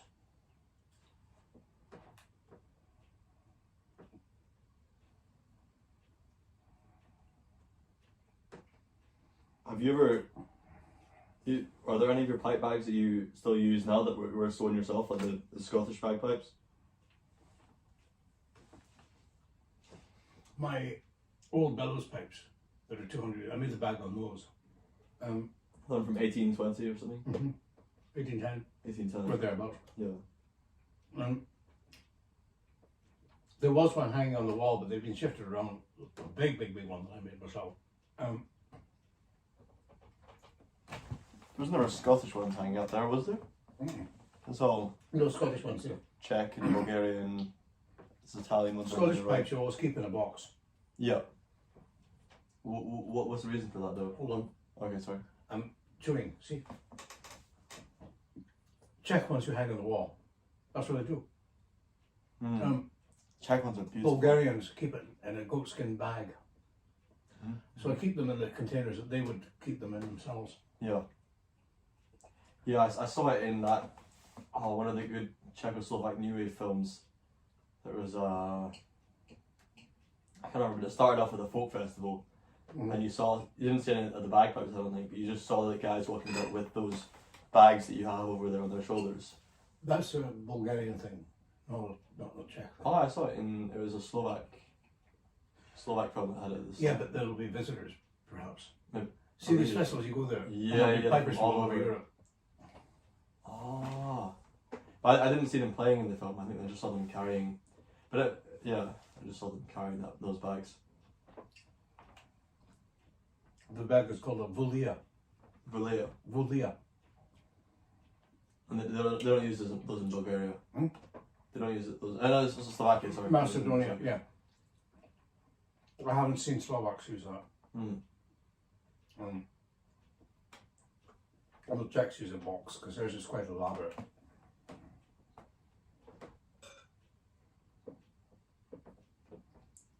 But see, in the 60s, these festivals I was going to, they'd be from mountain villages all over Europe. Yeah. So So you'd go to a festival in France, there'd be a group from Bulgaria, another from Macedonia, another from Serbia, another from, and so on. And see them doing it, you'd make friends with each of them, share your bagpipes around, show them, get their address, hitchhike there, stay with them for a while, learn how to play their skit one. That's what I did. Seems there's so much connection and similarity between the different European folk cultures. Yeah.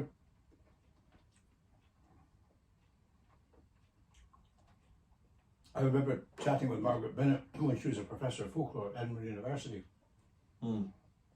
Mother Martin Bennett. And she would lecture about different Highland customs that were no longer done. And people in the class would say, have you ever seen that yourself? Because she's older. No, but old people told me about that.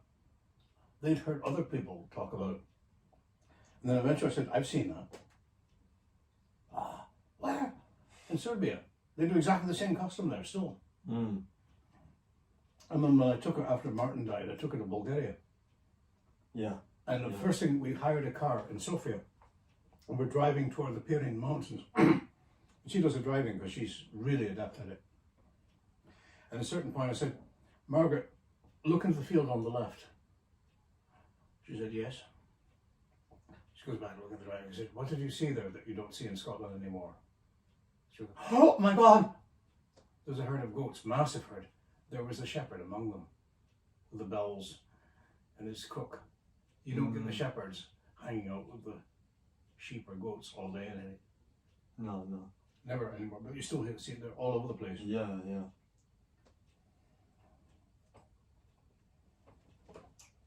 You remember similarly being surprised by the amount of things in Romanian countryside that were so traditional. Well, obviously everybody's doing horse and carts, and you know, one boy Right running here. around with the donkeys. I have a hatchet. The axe head we got in the marketplace in the Moses. A man was sitting and had these axe heads for sale on the ground. We're walking past, and I point them out to Margaret. Yeah. Oh, that's nice. And she started, and I said, look again. Each one of those axe heads was different. So each one of those had been hand forged and put on an anvil. So we each bought one. I've got mine on a handle right here. So they're still hand forging them one at one. There's no mass production factory involved. Yeah, I've seen even traditional style statues and parts for cathedrals and churches are being 3D printed and sculpted now. So they're perfect, you know, and they're the same, and but I feel that they're lacking so much character at the start of that process. Again, saving money, saving time, efficiency. The buildings we were pointing out earlier, right, that we're just saying are so flat and boring amongst all the traditional stuff. It's the same thing, it's way cheaper. I mean, if they were trying to build a stone building, it'd take a lot longer, a lot more craftsmanship, a lot more money.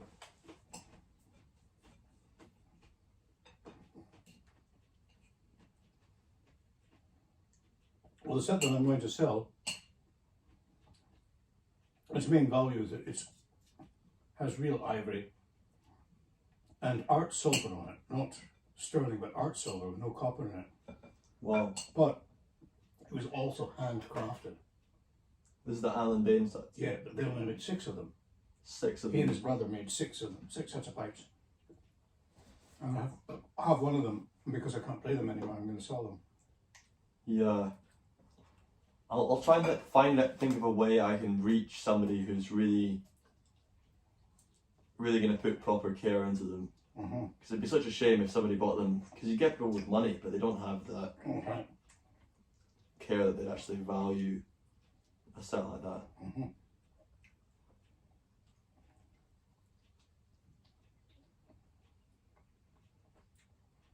I remember years ago I went to Harvard and worked in the international law department for a while. And I kept coming in to Americans who were practicing outside,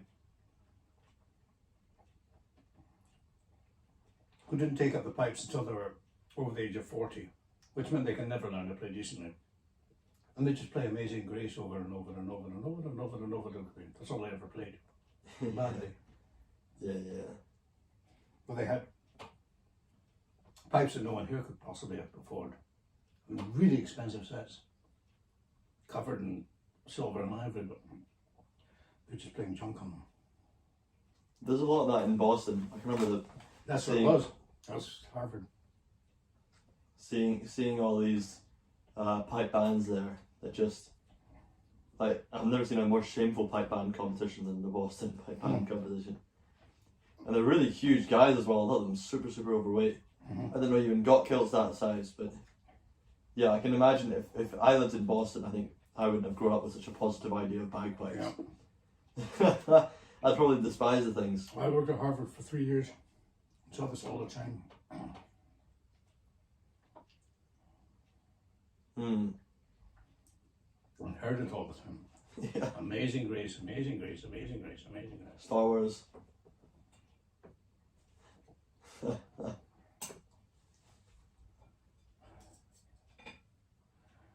This is so difficult to cut because I can't organize my fingers the right way. A lot of places in the Middle East are trying to start bagpipes and get bands. They're not very good at the minute, but No, I think if they get good they might Scottish get teachers, better. then They're they'll playing too change. fast. But they're also all trying to start as adults, Yeah, which is that's wrong. yeah. I have several friends who've taken up at a later age, and I'm really uneasy with that because they never learned the technique. One person surprising me is Yeah. Ben Reed Howells. He must have been approaching 40 when he took them up with a practice chanter. Mm.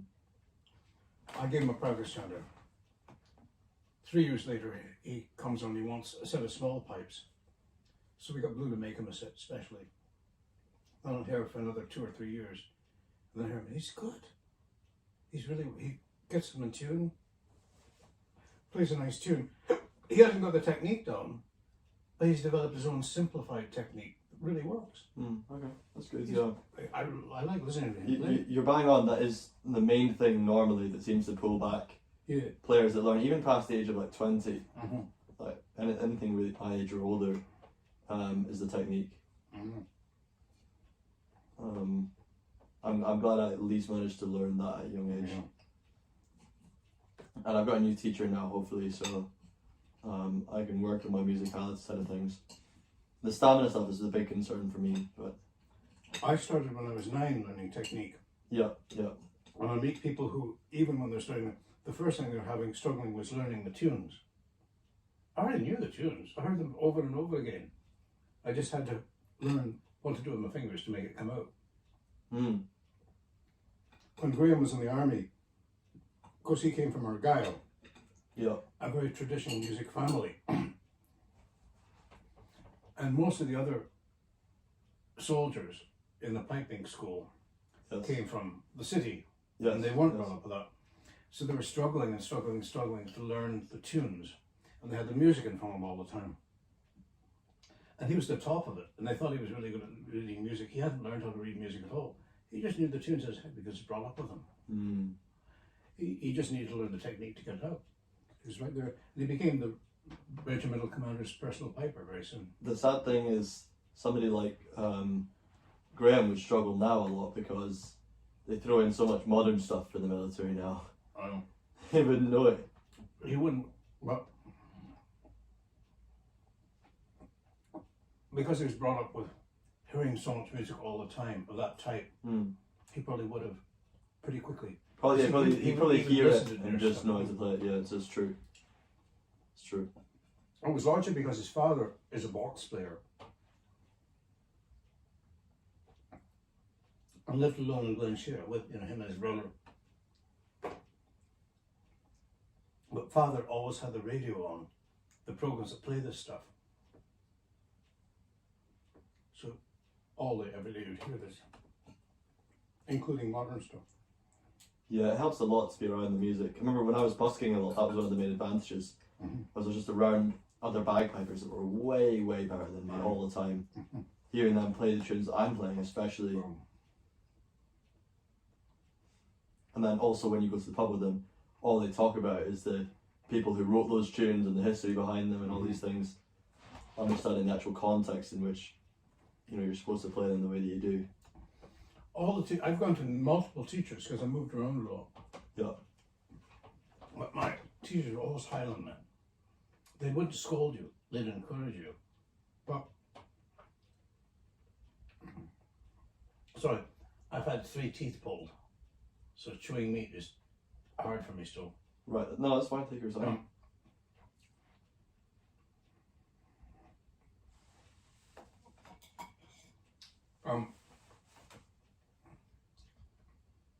Take your time is what I'm going to say, is that one thing all the teachers said is take your time. Hold back. Don't rush a Highland man. Yeah. We've got plenty of time. Use it. Because that's the common characteristic of players who learned later in life or weren't brought up with the music. They rush it. They rush through it. Mm. So give it time. Let it say what it needs to say.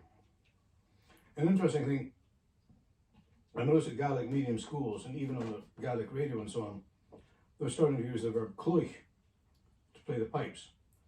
Cloich is the verb to play, as in play a game. You do cloich, football or cards. But in classical Gaelic, like I knew, the real un-Anglicized Gaelic, we say shine, which means sound the pipes, or sing the pipes in a way. There's a concept here. Shine. Shine. Shine. Is the verb we would use, not cloich. Cloich, you do the football. Shine, you do the set of pipes. Yeah. But also, how you say sing a song is shine oran. Shine oran. Oran means a song, but shine is the same verb for singing and for playing the pipes. Yeah. That's the same in a lot of languages. Playing music is the same as singing. A lot of people tell me, when English is the second language, they'll say, "Can you sing the bagpipes?" Yeah. They'll say that to me. Another one that, although I think it's incorrect in English, you play a tune on the pipes and they say, "What song was that?" And I said, "It wasn't a song, it was a tune." They can't distinguish between the two. Yeah. That happened at the wedding several times when Paul was playing. We would say, what's that song he's playing? I said, there aren't words to that one. But to be honest, most of the old Highland tunes did have words. Other people have added words. I mean, most Robert Burns tunes were all traditional tunes. He's just added words too. But they themselves have words before him. Yeah. I just put new words in. But also, as a piper, when you've got all these tunes ringing around your head, you end up singing things that you're thinking about to the tune of those tunes that are in your head anyway. So it sort of becomes melodic, actually have a melody. I saved you some bones here, Jamie. Good. What shall we put these in so that you've got them? I'll find something in a moment, but let me finish this first. Okay, I'll allow you to finish and then we'll wash up and put things away. I'm leaving a bit of meat on mine simply because I can't cut it off, but it can go into the soup thing tomorrow. Yeah, that'll be fine in the soup. Shall I see if anyone's asking any questions?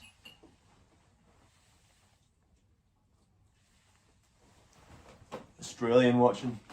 But these people have been listening to me talk shite all evening. I'm trying to eat. Well, what happens is the recording gets created and then I create little clips of the interesting stuff. Okay.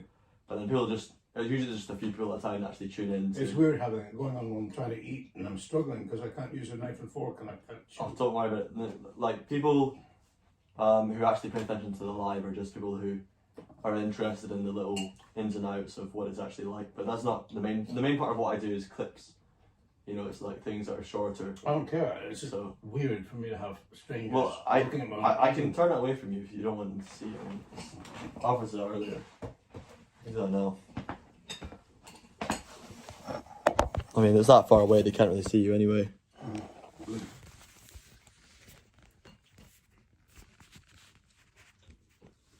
Yeah, there's just 5 people watching at the minute. But a lot of them as well are passively waiting for something to happen, right? Because when I'm marching around Morocco and I'm just speaking to them all the time, then you don't know when I'm going to take out the bagpipes and play and some interesting stuff's going to happen, something unusual. There's a lot of interesting things that go on. Which I try and populate what we're doing with as much of as possible. Bones. Bones in that side. Yeah, let's put them in there.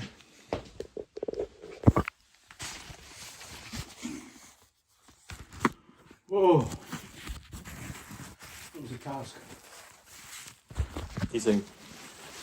Yeah, because I got an abscess in my jaw and I had to take a tooth out. Yep. So all through my life I had all my own natural teeth, never any taken out, and it's all happened at once. And then all this came about, so I'm adapting.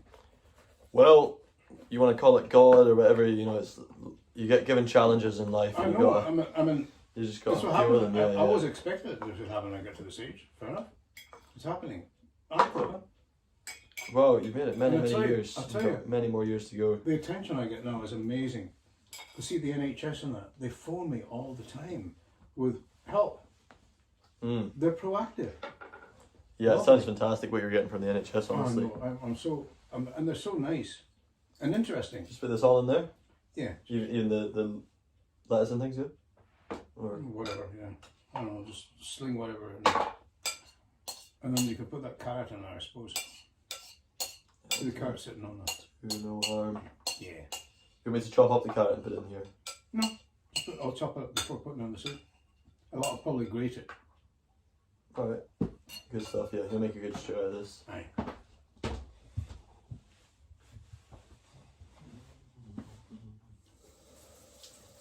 I'm trying to learn a new march to Spain reel at the moment. It's Douglas MacDonald's Farewell to France, Uh-huh. Susan MacLeod and John Morrison of Aston House. Wow. You ever want advice on new marches to learn? I've got some whoppers. So many great 2/4 marches. Yeah. So many. I remember Alan Bain used to play marches over and over again. I'd go to his house and he just over and over. Yeah. And he just said, listen to this, and it goes really well with that one. So you play Braes of Castle Grant, followed by 71st March to Motor River. Mm. Because it does a key change. Perfect. One sigs into the other. Bridge? Yeah. And another one that was quite popular for competitions when I was young, Right. I don't hear anymore, is Lord Alexander Kennedy. I've heard it. I couldn't hum it to you, but I'm Yeah. familiar. Yeah, I think it's still on the go. It's such a wonderful tune. Yeah. Yeah, I'm not a big pipe bandy Highland Gamesy person, but Yeah. given the opportunity, if they had regular recitals and competitions here, I'd go to them. I really would love it. Yeah. Now they've got solo piping at St Cecilia's Hall during the festival every year, and I go every year now. That's how I met Cammy May. I think we'd have a good time if you and I went together to one of the, I think, We would. Glenfiddich or, And Sullivan came with me. Last time I went to Glenfiddich, I went with Alan Bain. or the Clasp. Mm-hmm. There's a number of It's quite a solo long marches. distance for me, but they had these. They've started them up in Edinburgh again. I've recommended we should do them regularly here.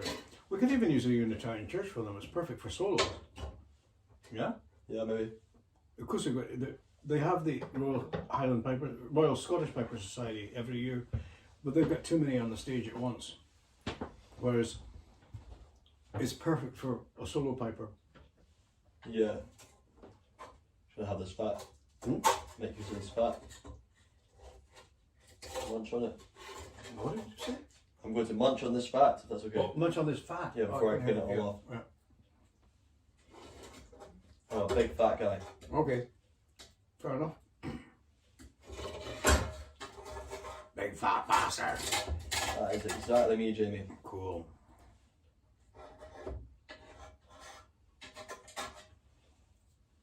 Or I would be a bastard if I didn't have all this fat in my life. Well, that's true. Bringing me joy. Yeah, I'm sure you could make a song like that. Maybe. I'd get you to do the melody though. Yep. Do you want to do that? You ever written a pipe song? I have. Really? In fact, I gave one as a wedding present to a friend of mine, a composer. On several occasions, I've composed for them. I've got copies of them around here somewhere.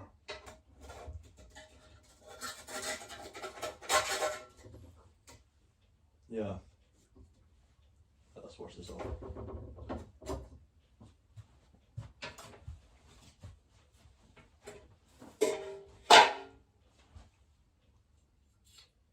Yeah, it's a good gift to give. Create something. So I would always do these sketches for people because they like usually appreciate,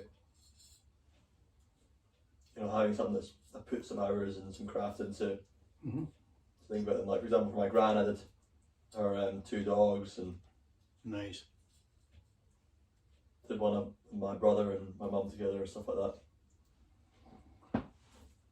I haven't been able to sleep a full night for over a week. Yeah, that's rotten. But among the things that cross my mind is songs or tunes, you know, like retro ones from the past that could be reworked for current politics.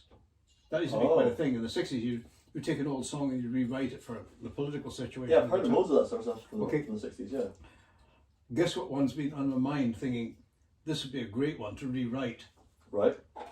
for a send-up of Trump or something like that. Yeah. Have you heard a song called Chug-a-Lug, Chug-a-Lug, make you wanna haul ridey-ho? Burns, you better tell me, don't you know? Chug-a-lug, Chug-a-lug. Never heard that in my life. Okay, that'd be a great one to reword as a political satire. Right? I wish I had more talent or patient enough to do that sort of thing. Well, you've got a lot of time on your hands now, have you not? When you're lying up and thinking about this Yes, stuff. but me actually doing something constructive is another matter. Yeah.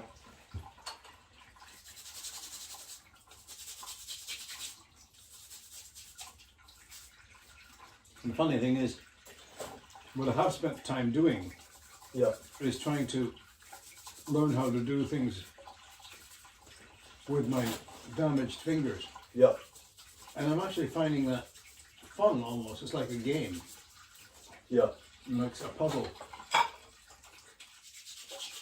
So it hasn't been getting me down.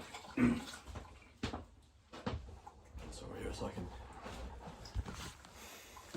have it, but then you're not being faced by the camera. Over the next few days, my plan is to learn how to fasten buttons to the buttonhole using my hand, using my left hand.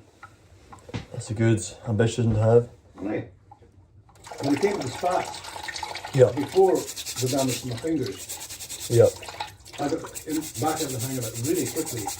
They're a bit easier because they're bigger and I could use my right hand. But I could probably grasp the thing with my right hand. Oh, well, the button should have has to be left anyway, because it comes to this side. So I'll work it out, you know. I'll just have a minute. So I had to relearn how to brush my teeth. You had to relearn to brush your teeth? Yeah. Because I can't hold the toothbrush in the right hand. And Yeah. opening the door with a key. Here's the thing I learned, I can use these two fingers here. Rather than doing it like that, I do it like this. Oh yeah. Yeah, I've seen you doing a lot of stuff like that. Yeah. Sort of different. And you get the hang of it faster than I imagined you would. I mean, you don't really get it right. You learn where you've got to do it. Where you've got to put your fingers. So it comes to things like getting the top off the kettle bottle. And now that the hand's the right position, I worked out, but I haven't built up the strength to turn it enough yet.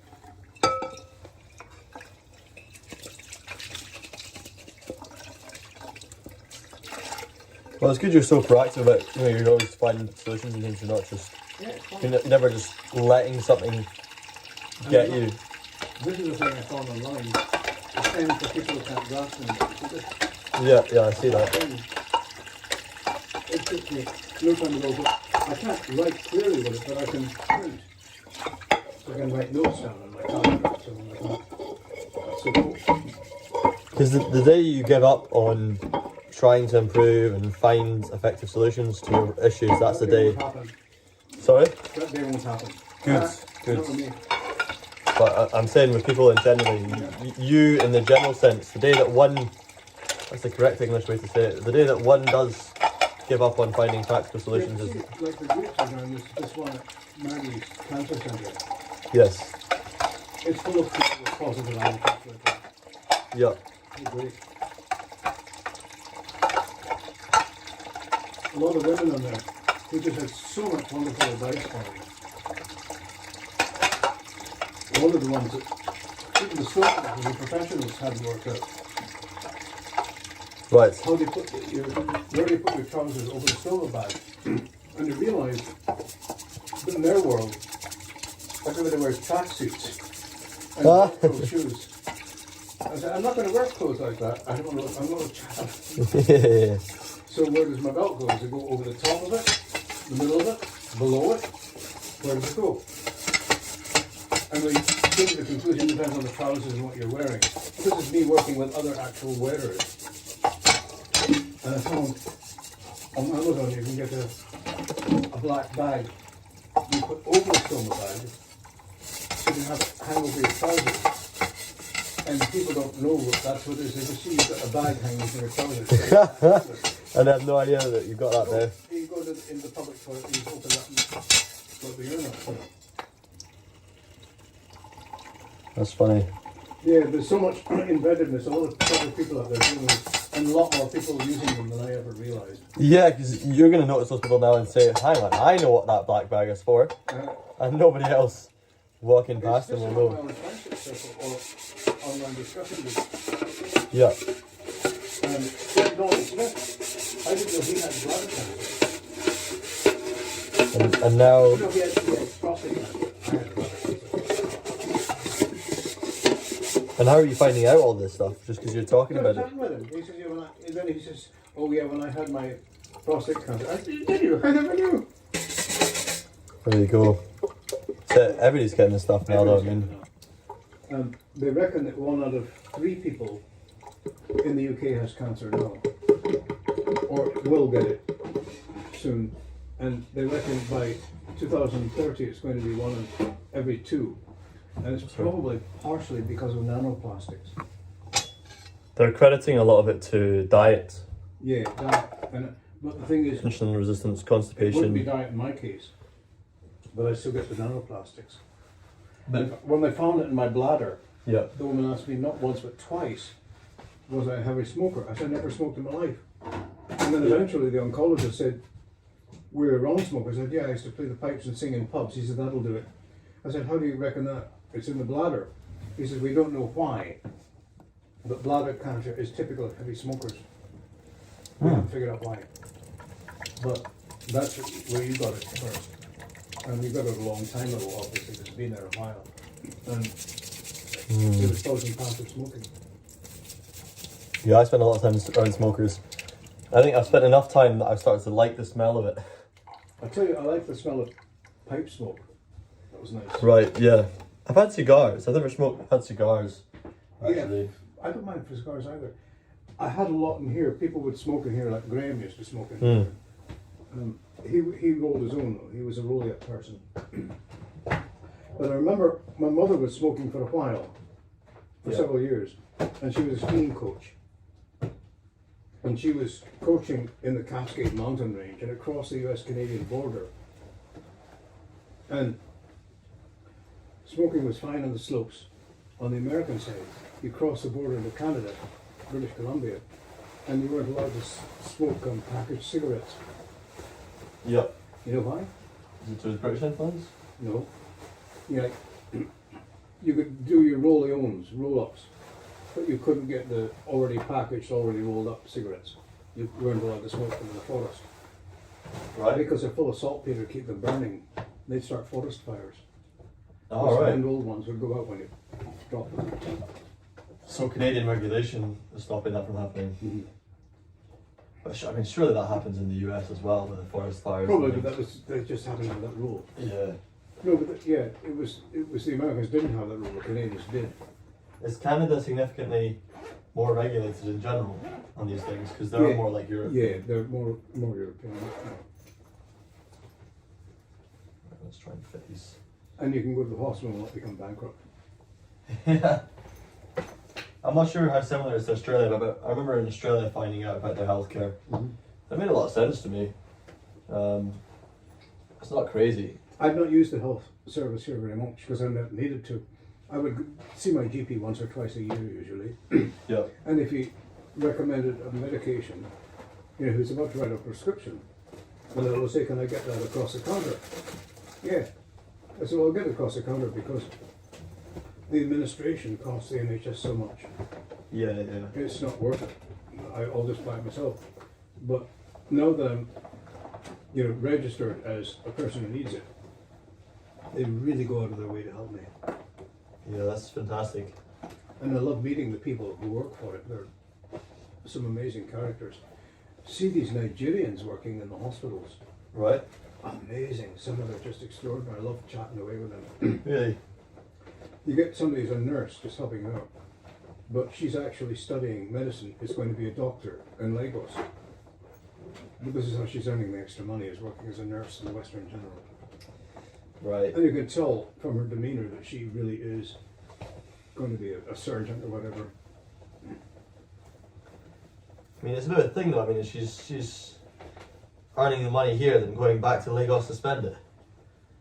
No, to invest in it so that she's studying medicine here while working as a nurse to help cover the expenses. Ah, okay, right. For the Then when expenses she gets her also, degree, she'll go back to Lagos instead of a medical centre. and work there. Mm-hmm. It's I funny. think it's a wonderful deal. I was hearing all this stuff on. Well, I think they're lucky they're able to do it right now so Yeah. easily, because it's probably going to change. Our demand for jobs is going down. And it's a big discussion right now is what should we be telling young people to do? Uh-huh. Should we tell them to get into our trades more? And it's funny to me that it seems to be such a difficulty to find stuff for young people to do, Well, but we're finding so many things for immigrants. I to think do. that's true. For example, trying to get a plumber or electrician for this place is really difficult. And it's simply because not enough young people are taking that up. But they're considering raising it to actually 50% to balance out. So 50% of young people they would recommend to come into trades, which is so huge that actually it would go to the opposite direction, I think. Really? Well, yeah, I was just listening to them talk about this on the radio this morning, so I didn't fact check the statistics, but that's approximately what they're saying, yeah. Which is, I suppose, expected. So when will I see you again? Not tomorrow, and that tomorrow I'm gonna buy reeds from Bagpipes Galore, and then maybe busk a little bit, and then head back. Okay. But I don't know how. If I Do you can want to get carry these on reeds, borrowing the I'll brooch for now? 'Cause I'll go back on eBay and see what I can find. And I can find one that's really either cheap. buy something on eBay. Yeah, I'd I rather can, not, I can forward it to you. because I would buy this from you if this was. Yeah. Not it's so hard like to get that. No, through. it doesn't really go with that. But yeah, actually, maybe I'll have a look on eBay tonight. But would you mind if No, I borrow it No, from you you? go. I'm not going to be using it. So, So that I'll give it back to you when I buy the next one. sure. I mean, but I'll look after it closely. I mean, I had that tiny little brooch for ages. Yeah, that won't I break. still have it. I've not That lost won't it. break. Yeah, but I mean, like, I didn't lose it No. over that time. I always kept it. Kyle and I saw one we were bidding on last week Really? for him to wear to the wedding, and it was £15 of him, but somebody bid higher than us at the last minute. I Right, couldn't be right. there for the big, he did, and he missed it. But there's a lot of them that come up, and it was a really nice one. And it was Yeah. a proper Piper's blade brooch. Yeah, because this is a cloak brush, but it works. It works well. The only thing is, Yeah. it's just that the actual pin It's is too thick. too thick. I don't know. It's I've got thick, some but it's others just- where the pin's far too thick. Yeah, Brass ones. it's a battle getting it through. But the thing is that when they used those, they actually had holes preset in their cloak. Ah, right. Yeah. Well, that's not the case here. Or they would use it with cloth that's not so tightly woven together. Not sure which way I should go round to Waverley, because if we go around like this or that, what shops do I want to go to? Shops. Oh, I might go to that I'll go down Morrison Street and I'll go to that salad place. I pointed out to you, the place where you get unlimited. You just ate. I know, but that wasn't much for me. No, I'm letting you not do. That's the first meal I've had. Wow. Mind you, I had that big macaroni cheese and the pie and everything. And what I'm going to do as well, I'm going to sign up to. Should I sign up to Pure Gym? The thing is, it depends how good this hostel is, because the nearest one to that is the other gym, the green one. Mm-hmm. I think I should sign up. I think I'll sign up to that. I'll check the prices, but if that one's a similar price, then I think I'll get Check that, them both. because that's near where I'll be busking as well. I'll not be. Mhm. I mean, I'll come here to see you, and Tommy and things. But if I'm staying and I'm busking over towards Princess Street direction, then I'm probably going to be much nearer to, what's it called, Gym Hub or something, I think. Okay.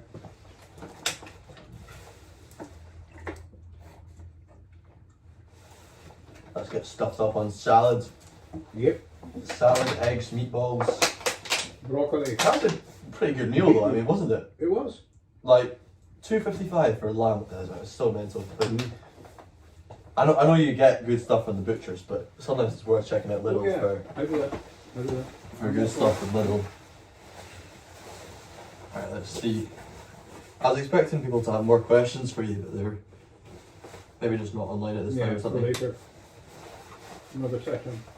Yeah, sure. But we'll just figure out a way that it's comfortable for you, because I don't want to do it. And you were saying there it was weird with you eating, so Yeah. we can just avoid doing it while you're eating. We'll put this away, giving away. Let's see what they're saying. Howdy from Canada. Canada was built by the Scots, and they got a folk song called Scarborough Settlers Lament. Interesting, Mr. Arkle, an Indian pipe smoker's back. Does it say that on there? Sorry? Does it say that on there? Yeah, that's just somebody in the chat, yeah. Oh, okay. Yeah, people chip in with all sorts. I've got people that are experts in some subjects like this.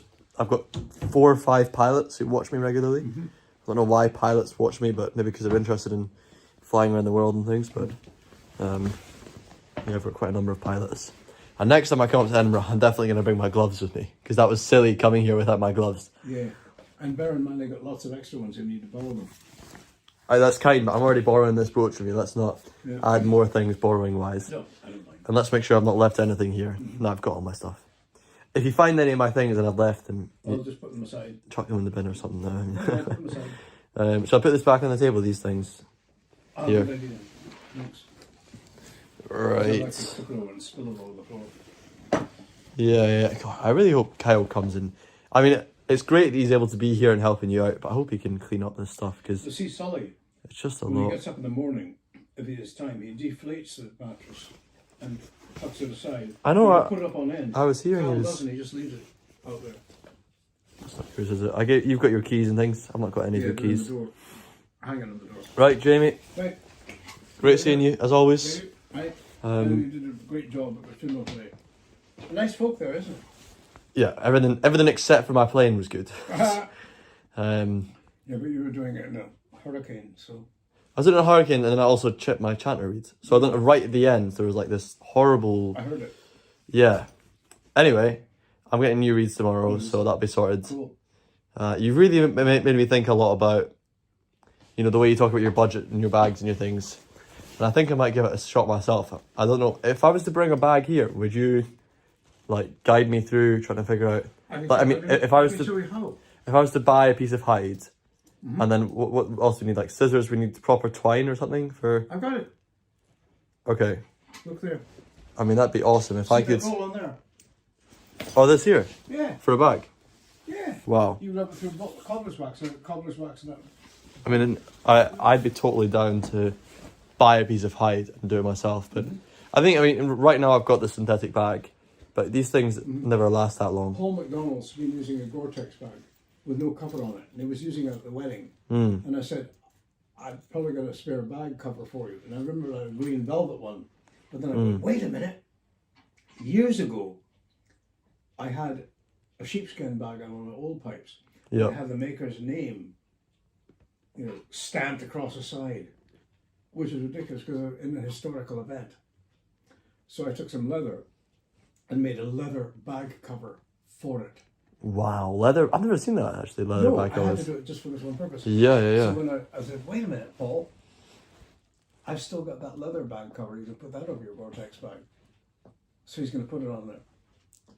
That's really I'll cool. just give it to him. A leather bag. I mean, was that ever a thing done historically? Leather bag covers? Was that a thing done historically? No. What people would do? There was no reason for that. Yeah. Because he didn't put the fucking... This is everything's got the brand name on it. Yeah, mine has got the Macallan bagpipes on it. Yeah, I've got that. So I had to cover it for an historical thing. So I made my own. I just took some leather and hand stitched it the whole way. He can use that. What was I about to say on that line?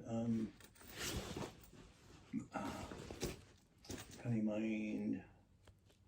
Just talking about me Oh doing yeah, my the own other bag thing I here. got, which is in the box room, you can look at just Yeah. on the computer. Yeah.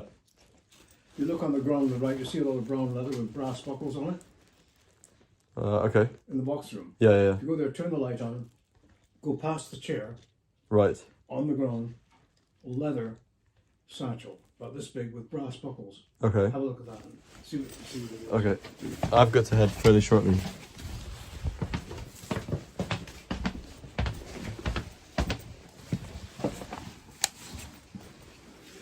Yes, I see it.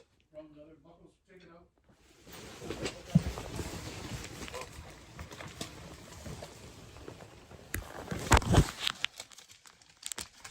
Is there fire in your pipes? Which pipes? Really? That's what I carried in the Europe my homespun kilt. Not in my back. That's brilliant. I'll probably give that. It's a brilliant case. Carrying You bagpipes. see, it's got a cross belt. Comes Mm-hmm. out front, the big buckles on the front of the chest. Yep. Yep. Magic. I used to make that stuff all the time. I mean, Very convenient. Much less enormous than what I use.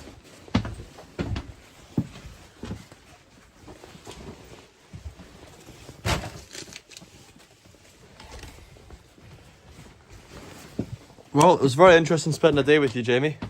I probably wouldn't have the time to do this again for quite a while. I hope I was able to be helpful today, and I hope Kyle and other people are able to help you as well while you're just transitioning into. I've also recovering and everything Came to the again. Unitarian Church about 3 weeks ago. Yep. Called Magnus Ord. Okay. He's same age as you, and he looks just like Sully. And Mm. I had difficulty walking because he walked me home and was here for 5 hours. Wow. And then we contacted over the next couple of days. So we would come around here, Mm-hmm. and he said, "Oh, I can't come today. Can I come tomorrow?" Sure. But I haven't heard from him since. And that was 2 weeks ago. Mm. I'll send him another message. I don't know what's going on, but saying, because one of the things he wanted I mentioned that the suitcase that fell over has a lot of hard drives in there with junk on them. And I said, I'm thinking for him, can I have them? Yeah. So I said, what I'll do is I'll write them all Yeah. and then give them to him. I mean, So I'll send him a it's reminder. worth considering right now. I know there's a lot of lazy young people. I know Kyle and Sully are lazy, and then you got people like me and Ryan who have good skills that can make us lots of money quickly. But for most young people in general, they're working way harder on average than anybody before them has. Yeah, but It's a tough, busy time for a lot of Sully people. And Kyle aren't lazy. Okay, They well, they have too many different things they're doing. right, So okay. when Kyle runs away, he's actually doing something. Well, yeah. But Although he what just- I'm saying is that this Magnus guy, Yeah, he's probably very busy, Yeah. And Well, Yeah. hold on. yeah, yeah. Back to Kyle. He spends too much time on his phone. Sure. 90% of his days on his phone. Just blethering. I can hear him blethering. It's too much blethering. Yeah. Magnus is between jobs. So I was suggesting to him, because I've got extra money now, I could pay him to redo my garden, to do this, to do that. Things. He's staying at his grand's in just outside of Pennycook, Right. and he's got a bus pass. So we'll come back here. I can find things for you to do, which I would pay somebody to do anyway. But you can find. Yeah. He's the same height as Sully, Good stuff. but I haven't heard back from him yet. We'll see. Well, best of luck with it. I'm just going to unplug my stuff there. Yeah, been really good seeing you, Jamie. I'll pop by again, but probably briefer sessions and things. Yeah, I'll get my pipes sound good because I need to start doing more events and things as well soon, and having the pipes properly set up for long busking sessions too, because I'm playing for really serious hours now, doing my moisture control regularly and all that sort of nonsense.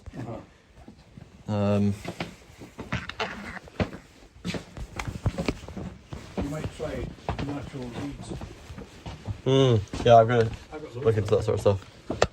Yeah? Yeah, I'll look into it.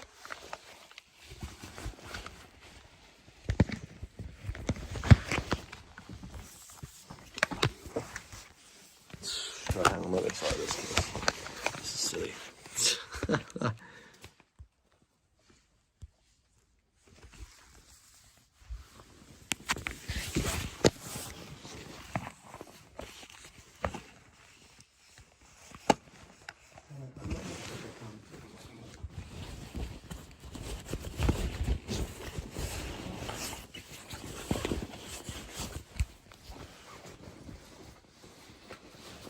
All right, Jamie. Bye. See you. Best of luck with everything. You can get all your kit off here. Maybe this one because it was one. Okay.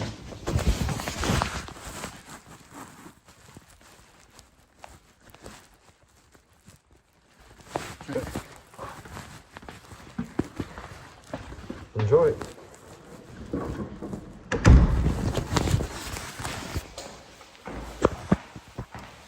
Right, hopefully we can get more people on. Hello Gia, how are you doing? We are gonna head to this 24/7 salad place. You can spend a $5 and get really quite a sizable meal. Or should I head to Co-op? I don't know if they're still open. What time is it now? To the salad shop tonight. I think a big fuck off salad. Robin, when are you interviewing? I mean, we didn't really do interviews such because Jamie was uncomfortable with the camera and things. We tried to just try and do a relaxed session. Every time I mentioned the camera or made things too formal, he kind of tensed up a little bit, which is not something I really wanted.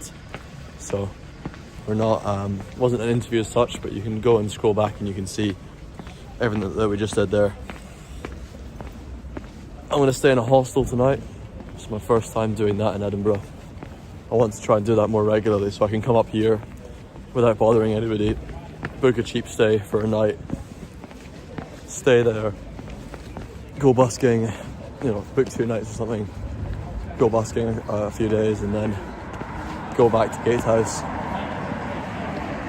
do driving lessons. I think that's quite a good balance. Hopefully, if the hostel is good quality. If the hostel's shit quality, well, you know, we can always choose another one. There's a lot of options out there. And a lot of it as well is to do with the staff and, you know, the other people who are staying there.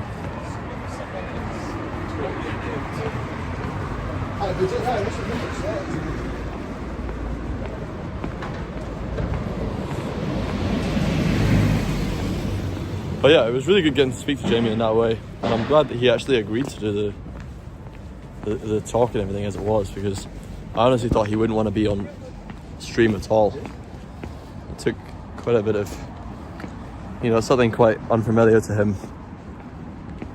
People are often weird about it because they can't really figure out what to do. They know cameras, they've seen cameras before, but a live stream, that's a whole different thing.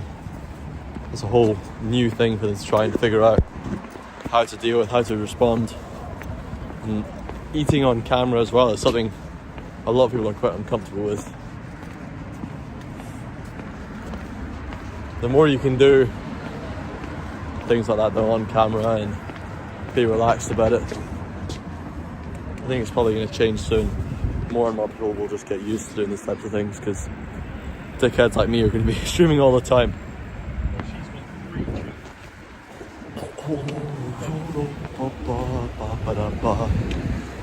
He is genuinely such a valuable person. I mean, I was very clear when I talked about doing the interview beforehand that when you listen to Jamie, he's never going to give you things in bite-sized fun facts. A lot of the best, most interesting parts of what he says will come out in the middle of some dull rant. They'll come surrounded by extensive full names that you don't know and all these little details that you didn't ask for. He's always going to berate you with loads of those. But in the midst of it, he's giving you a lot of really good, genuine value. Like, he's a really genuinely fascinating, valuable character with a lot of really rare knowledge that most people would never have the access to unless they actually spend time around Jamie and learn about his first-hand experience of Gaelic folk culture. You always see them? Yeah, well, obviously lately I've been fairly inconsistent since coming here. I'm going to try and do it tomorrow, but it's very dependent on how well I can actually manage to get connection, because I want to have good signal for the live streaming, and when I'm busking I do not have good signal. Like the places where I busk, the signal is just awful. I'm considering trying to get some sort of mechanism so that I can attach my camera to a lamppost and then they put it up higher. But to be honest, I don't think the issue with the signal is actually to do with the buildings, which is what I initially thought. Because I'll just stand still somewhere and the signal will literally fluctuate up and down and up and down. So I think it's just because the people who are using mobile data, all these people using the tower at once, is just messing with it. I think it's the same thing in Glasgow and other heavily populated cities. I'm not sure how they deal with it in America and stuff like that, where they actually have these enormous metropolises. Never liked the police siren. That's an ambulance. It's an ambulance.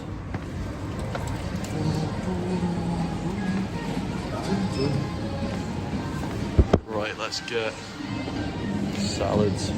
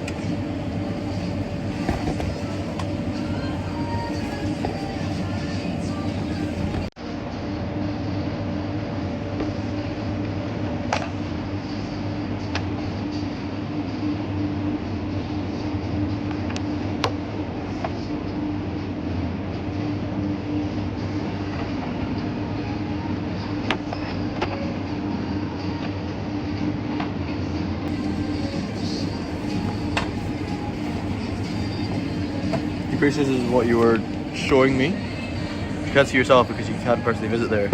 Yeah, well, look, I'll tell you about Jamie's something almost nobody gets to visit. He's a very rare kind of person, and even those people who do see him or do meet him often don't manage to find ways to actually get the value out of learning from him, because, you know, they feel like their access to it is so blocked by just all the nonsense that he talks, you know. So if you can actually spend the time that's necessary to listen to everything that he's got to say, you'll hear out so much value amidst everything, amidst all his, you know, nonsense talking and things. He's really communicating a lot of genuinely good stuff.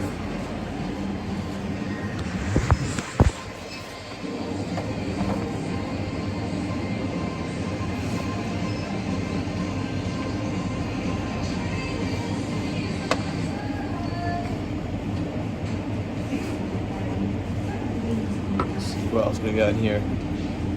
This beetroot stuff is good. I like a bit of beetroot.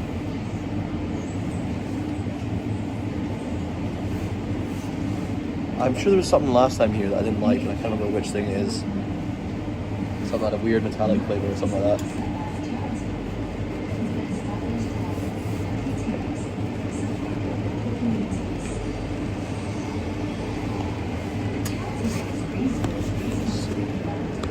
I think that's it. I need to put you in my pocket for a second, I'll take you back out again. Let's see.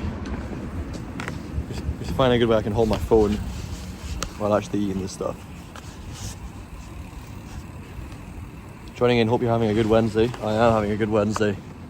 Spent the whole day with Jamie, really. And most of the night was all recorded, so you can see our conversation. If you were interested in hearing from a mentor, you can see everything.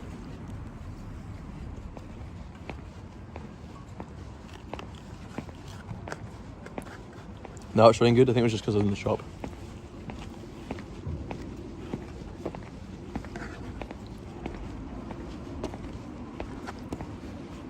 Yeah.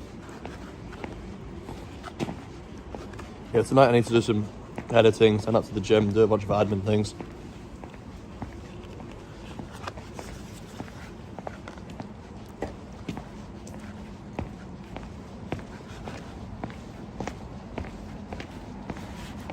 Seeing as I'm going to be in Edinburgh a lot.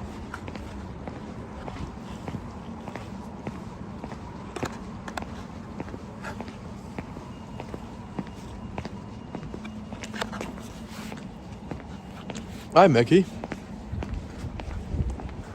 I've not seen you in a very long time on any of these streams. It's very nice to have you here. I don't know when the last time was you were on one of these streams. I interviewed my mentor. We had my mentor on camera.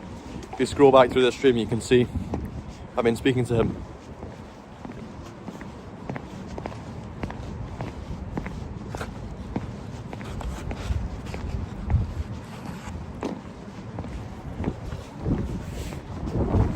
I just restarted the stream there because I had to pay with my phone. But yeah.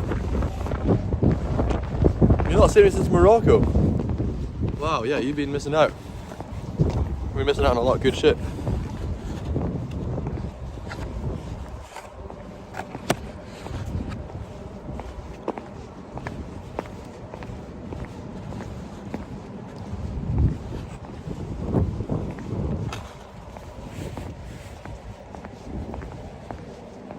Yeah, feel free to take a look now or whenever, but we were just sitting down having a genuine conversation, but there's a lot of really good value in there. I'll try and clip it, get a bunch of shit onto TikTok and YouTube and things. I think seeing as YouTube's not going to pay me for a while, and Kicks only pay me if other people pay me.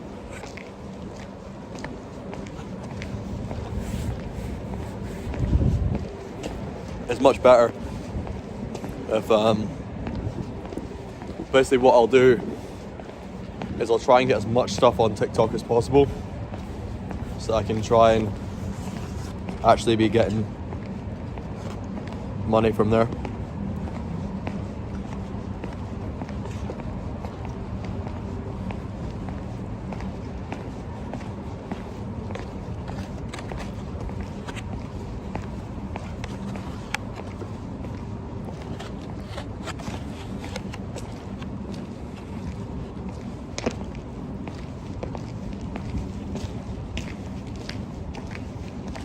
What do you mean what's going on with YouTube?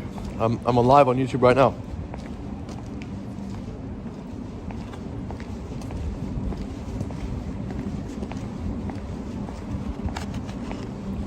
YouTube is going strong.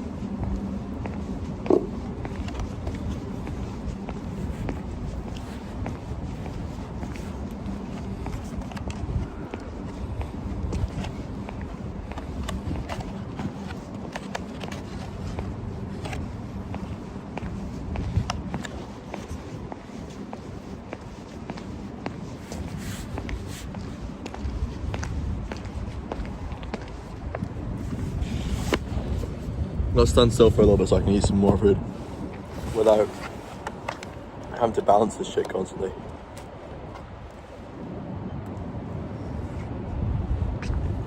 In Morocco I ate lots of shit. I ate everything from camel liver, hump, rump, kidneys, all the way to beef, lamb, kidneys of everything, lungs, hearts, tongues, sheep heads, sheep balls.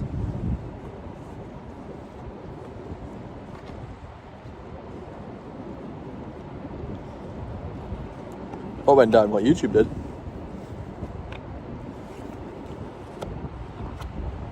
Didn't know about that.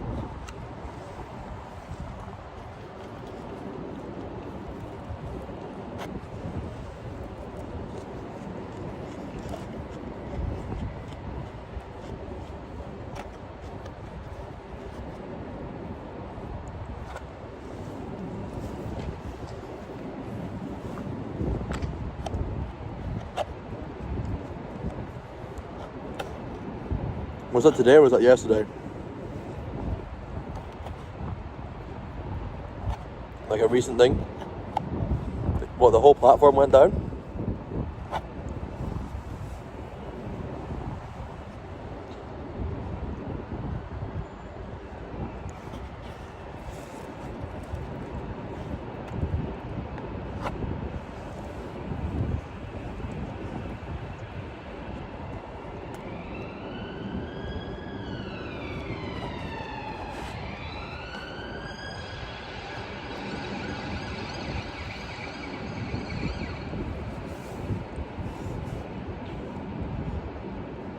When was that?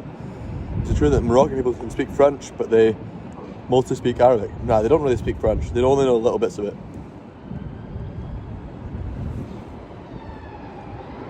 To learn it in school. I went down yesterday. Well, good thing I wasn't trying to do anything yesterday.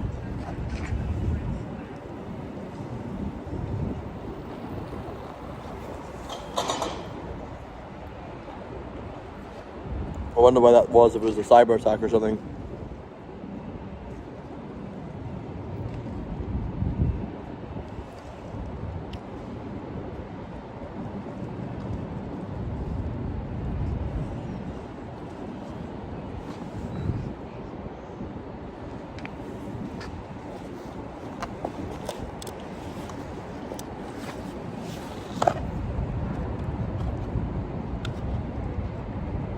I should probably try to eat this in the hostel instead. Fuck, bro, it's such an awkward food. Like, this fucking box is so flimsy.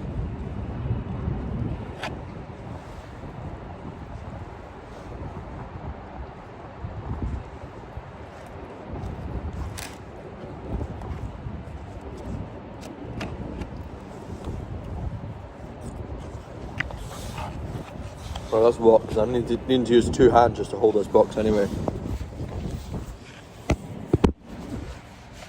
Might as well carry it while eating this food.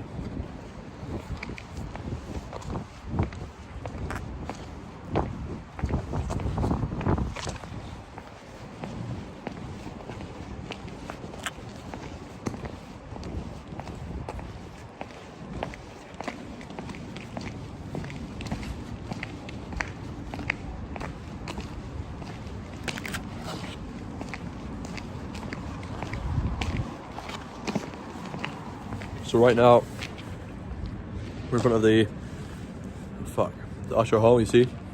The castle's over there. You see it?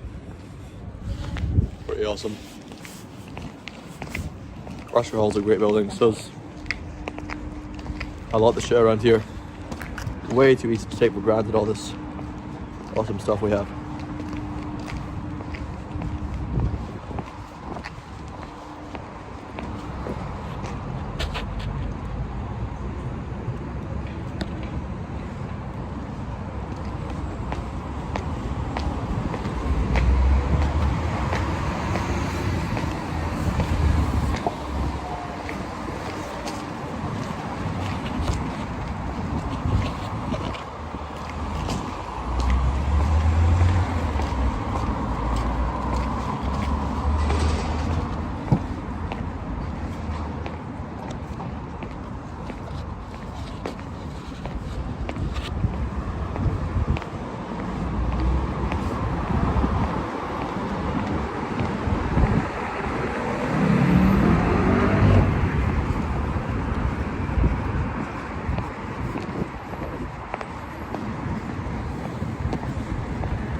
You can see the castle. Yeah, sorry, the angle was kind of ass, but it's fine anyway. I'm eating my scran, marching to a hostel, and getting on streaming at the same time, so we're doing pretty well.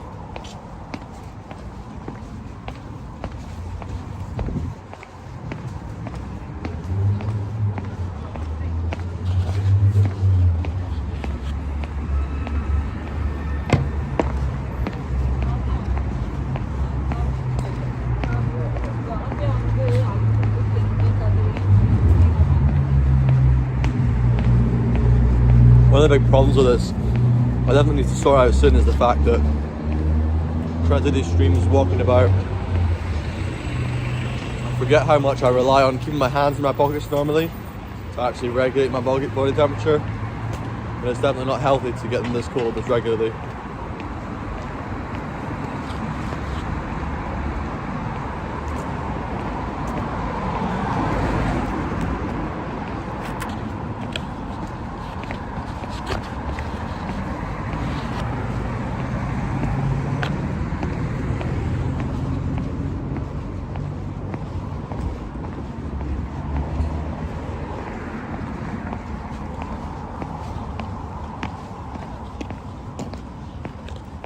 seen one of the videos?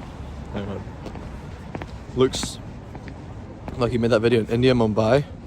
You're playing back, it was an Indian wedding or ceremony or something. Probably not an Indian wedding. I did play at a birthday in Vicroly Parkside. I was at a slum, but a really nice slum in India.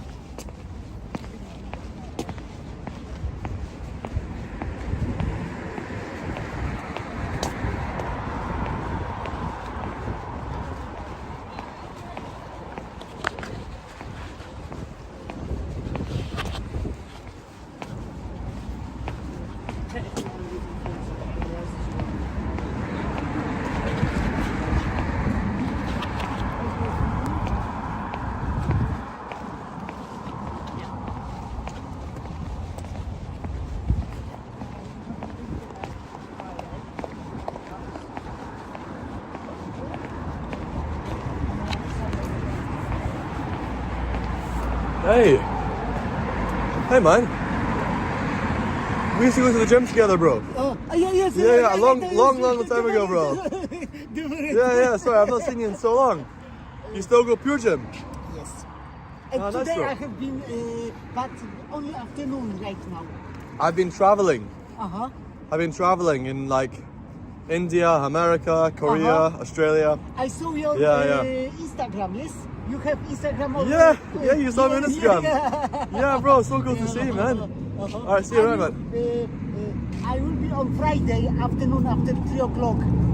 I think I'm going to change gym actually because I'm going to be living over there now. So I think I'm going to go to the green one, the gym hub. Okay. So I'll not be a pure gym.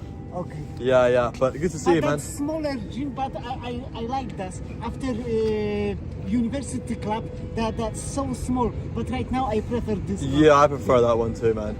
All right, good to see you, bro. Good to see you. You need to remind me because right now in that clothes. Yeah.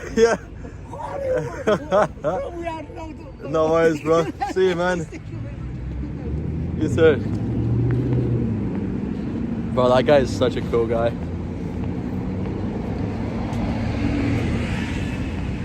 I love him.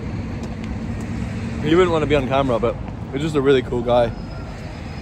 Birth in Indian slum, yeah. That was my first video outside of this country, I think.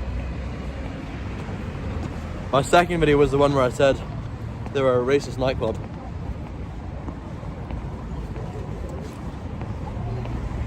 So, yeah. But I used to go to gyms with that guy. We wouldn't really talk a lot, but he'd always just smile, you know? I quite like to kind of keep to myself when I was there.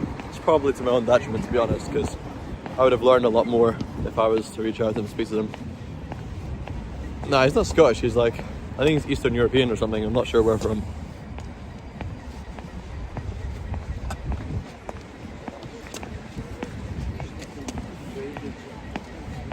He's so nice. I wish, why can't I meet more people like him?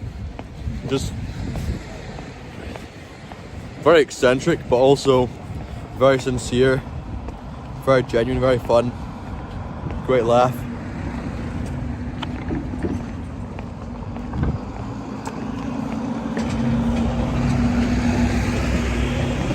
Overall, for my extroverted content, where I'm just going around and just talking to random people, Edinburgh's not a good place for that.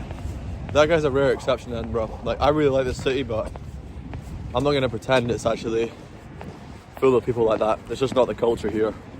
It's much more a culture of keep your head down, keep to yourself, you know. It's a massive difference. When you go to Glasgow, I mean, Jesus, going about Glasgow and everybody's just shouting at random people and being overly friendly and weird and everything. Here it's like, if you're loud and weird, then it's very looked down upon. In Glasgow, if you're weird, then they're very happy about it. Hello, I exist too, you know, what do you mean?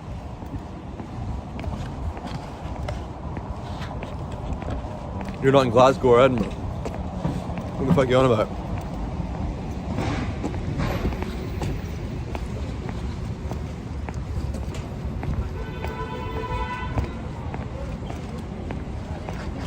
you exist in Sydney. Yeah, maybe I should do stuff in Glasgow. I don't know, I just feel like doing content there's a bit shit when I've got this reputation. But I'm definitely building it up and changing things. I've got less and less people who know me as racist Robin, and more and more people who know me as, I don't know, a normal, genuine guy who travels the world and plays bagpipes.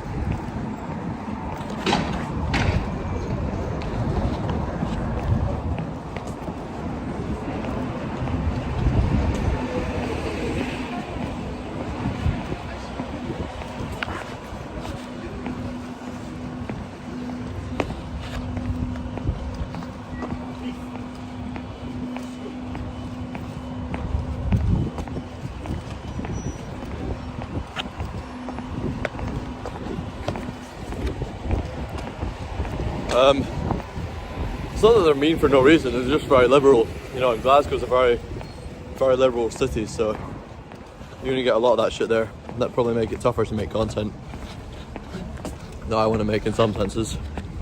But the other side of that is, you know, how outgoing they are, which makes it a really pretty solid place.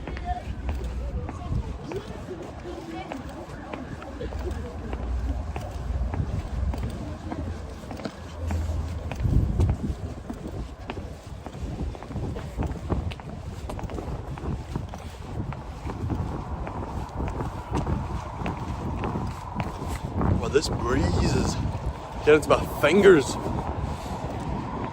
Earlier on at the funeral, I was playing, my fingers were this frozen when I was trying to play, and I literally cut myself on the bagpipe chanter, on the sharp edges of the plastic, because my hands were just that frozen solid. They just cut on the thing.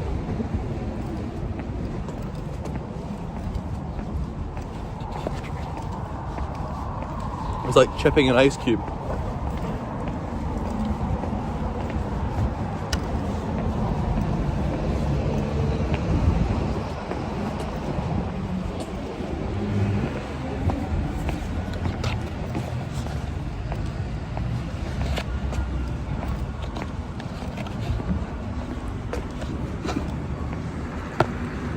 Haven't seen anything racist in my videos.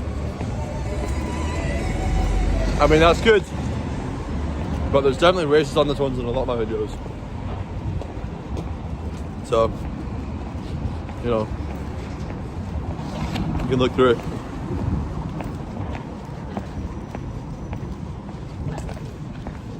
I've done a lot of controversial content dealing with tough subjects in ways that most people don't want to deal with.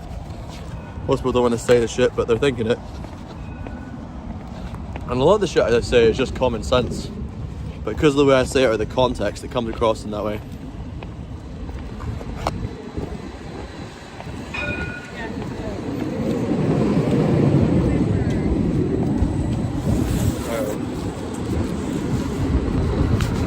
Oh, cool.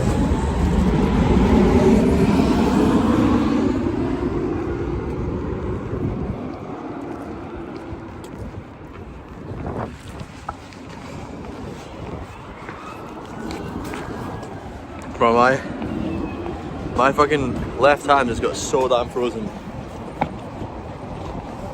Just carrying this phone. We definitely need to do this stuff. Like, stuff at this time of night should be inside, not walking about at night.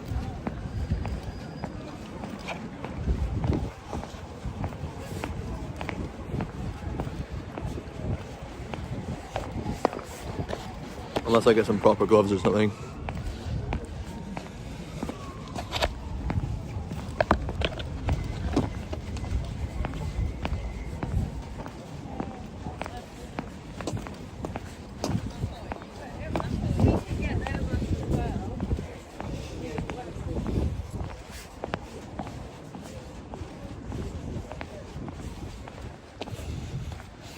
You don't need to be sorry. You don't need to be sorry that I got hurt. It's just the reality, isn't it? Oh, by the way, hopefully the signal's okay here, but last time I came through here, the signal was shit in this area.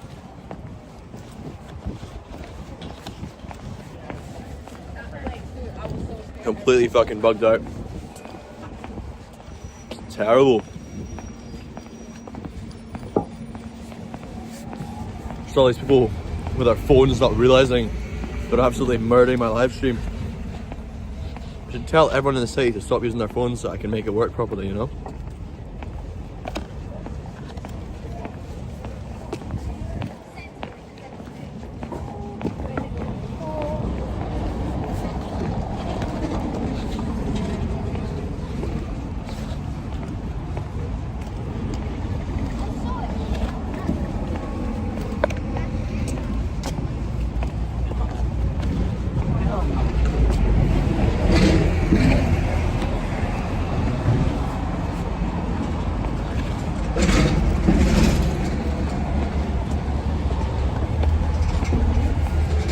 It's genuinely so crazy cheap. This whole box was full with salads. And by salad I mean eggs and meatballs.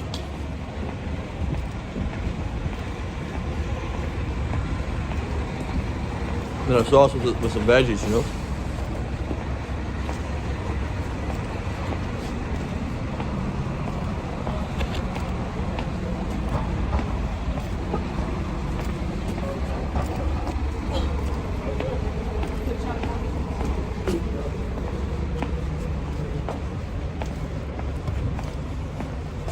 I'm all blown away and I'm all happy about it. But then I think for a second, when I walk in there and I say, well, it's a salad, as if I didn't chuck in fucking 15 eggs and a bunch of meatballs, they probably look at me and go, yeah, checks out, this boy probably only eats salad, never had meat in his life.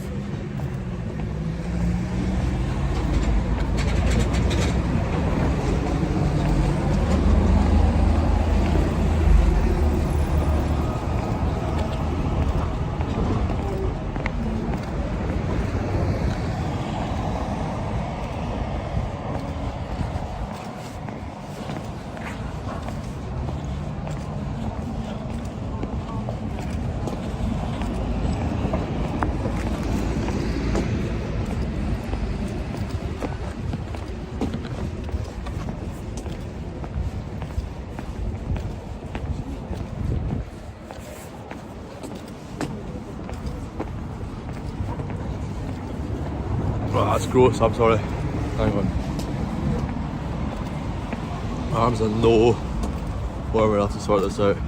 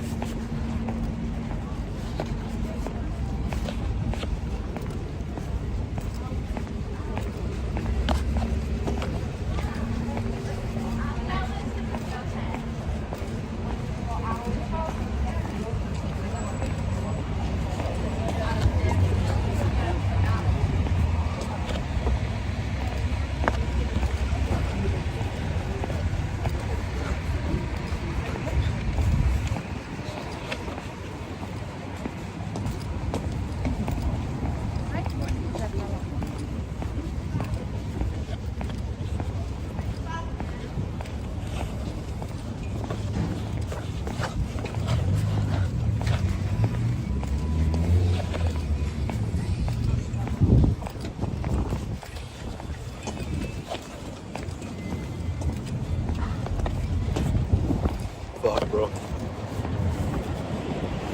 Fucking good value, at least. No, this is definitely wrong.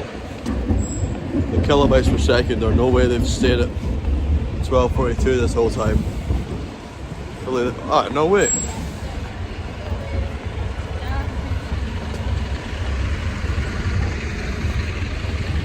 Well, at least that means it's still working on Kick. Maybe YouTube's just frozen. Don't know if anybody can see it right now.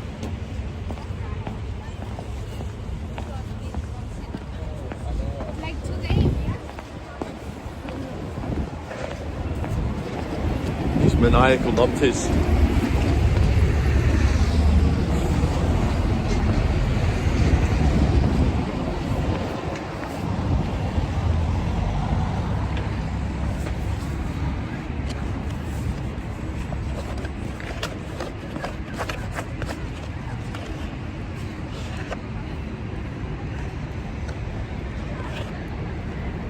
Nah, look, this is the magic thing, okay? This is the magic thing about bagpiping. When your fingers are that fucking cold and that swollen and practically they weren't frozen, like they weren't icy, but they were very hard and stiff from the cold. I'd pretty much lost sense in my fingers and they were just kind of hurting in a whole kind of cold way. I couldn't actually feel the cut. You know, the cut didn't actually feel of anything. I felt reasonably fine. I felt quite accepting of the fact that there was a bit of blood coming out my hands. The only thing that was really annoying me at the time was the fact that I was struggling to actually play well. If I'm managing to play well, honestly, other things don't wind me up. But when I'm playing like shit, but I do it in front of lots of people, this is a weird thing, okay? This is just a me thing. See, that's the Scott monument behind me there. That tower over there. Very nice tower. You've got a statue of David Livingstone too. You can't see it, it's all dark, but there's a statue of David Livingstone just next to it there.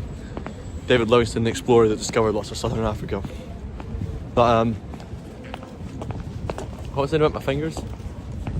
They're all cold and I was playing terribly. I'd rather fuck up in front of lots of people because then I feel like there's actual repercussions and it's like really makes you think and change. Whereas when I fuck up in my own company, it's like, shit, I've just wasted all this time, you know? That's terrible. Terrible wasting time. Whereas when you have personal consequences of people watching you play like shit, that really makes you go, wow, I need to get better at playing the colds, you know?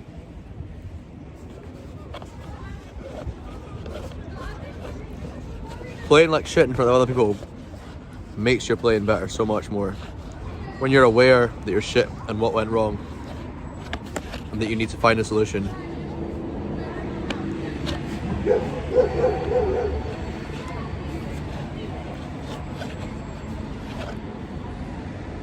This box is just curling in. I've never seen that before. Must be the cold. Or something that's just making it fucking curl. Alright, let's chuck this out. Let's chuck this out and find our fucking hostel, eh?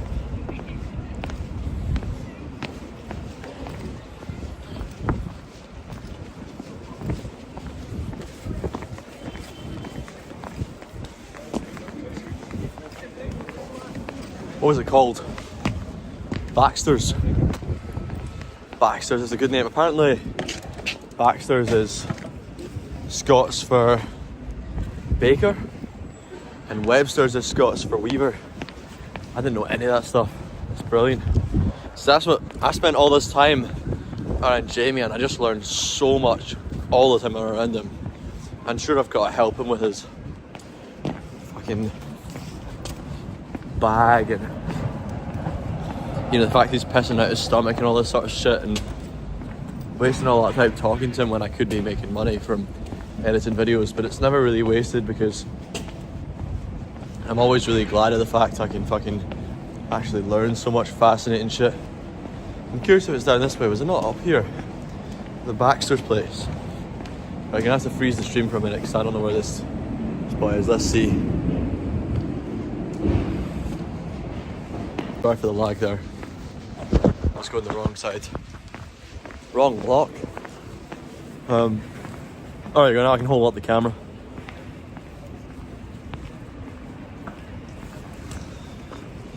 Let's see.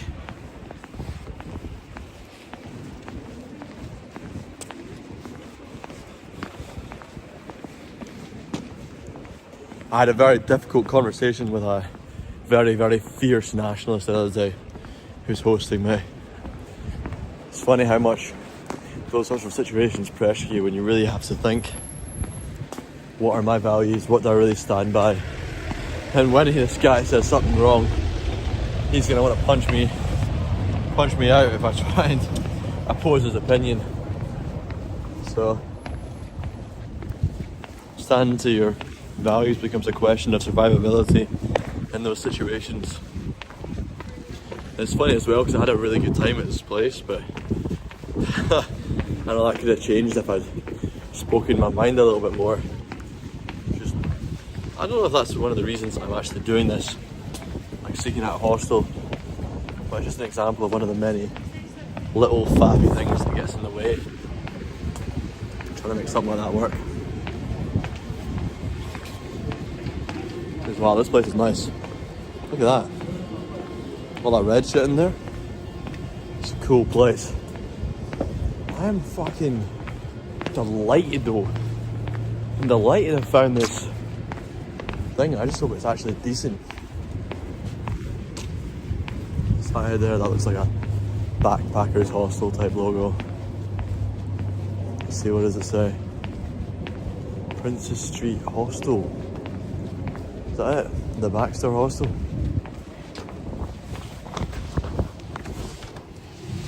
I've never seen a place that screams Protestant.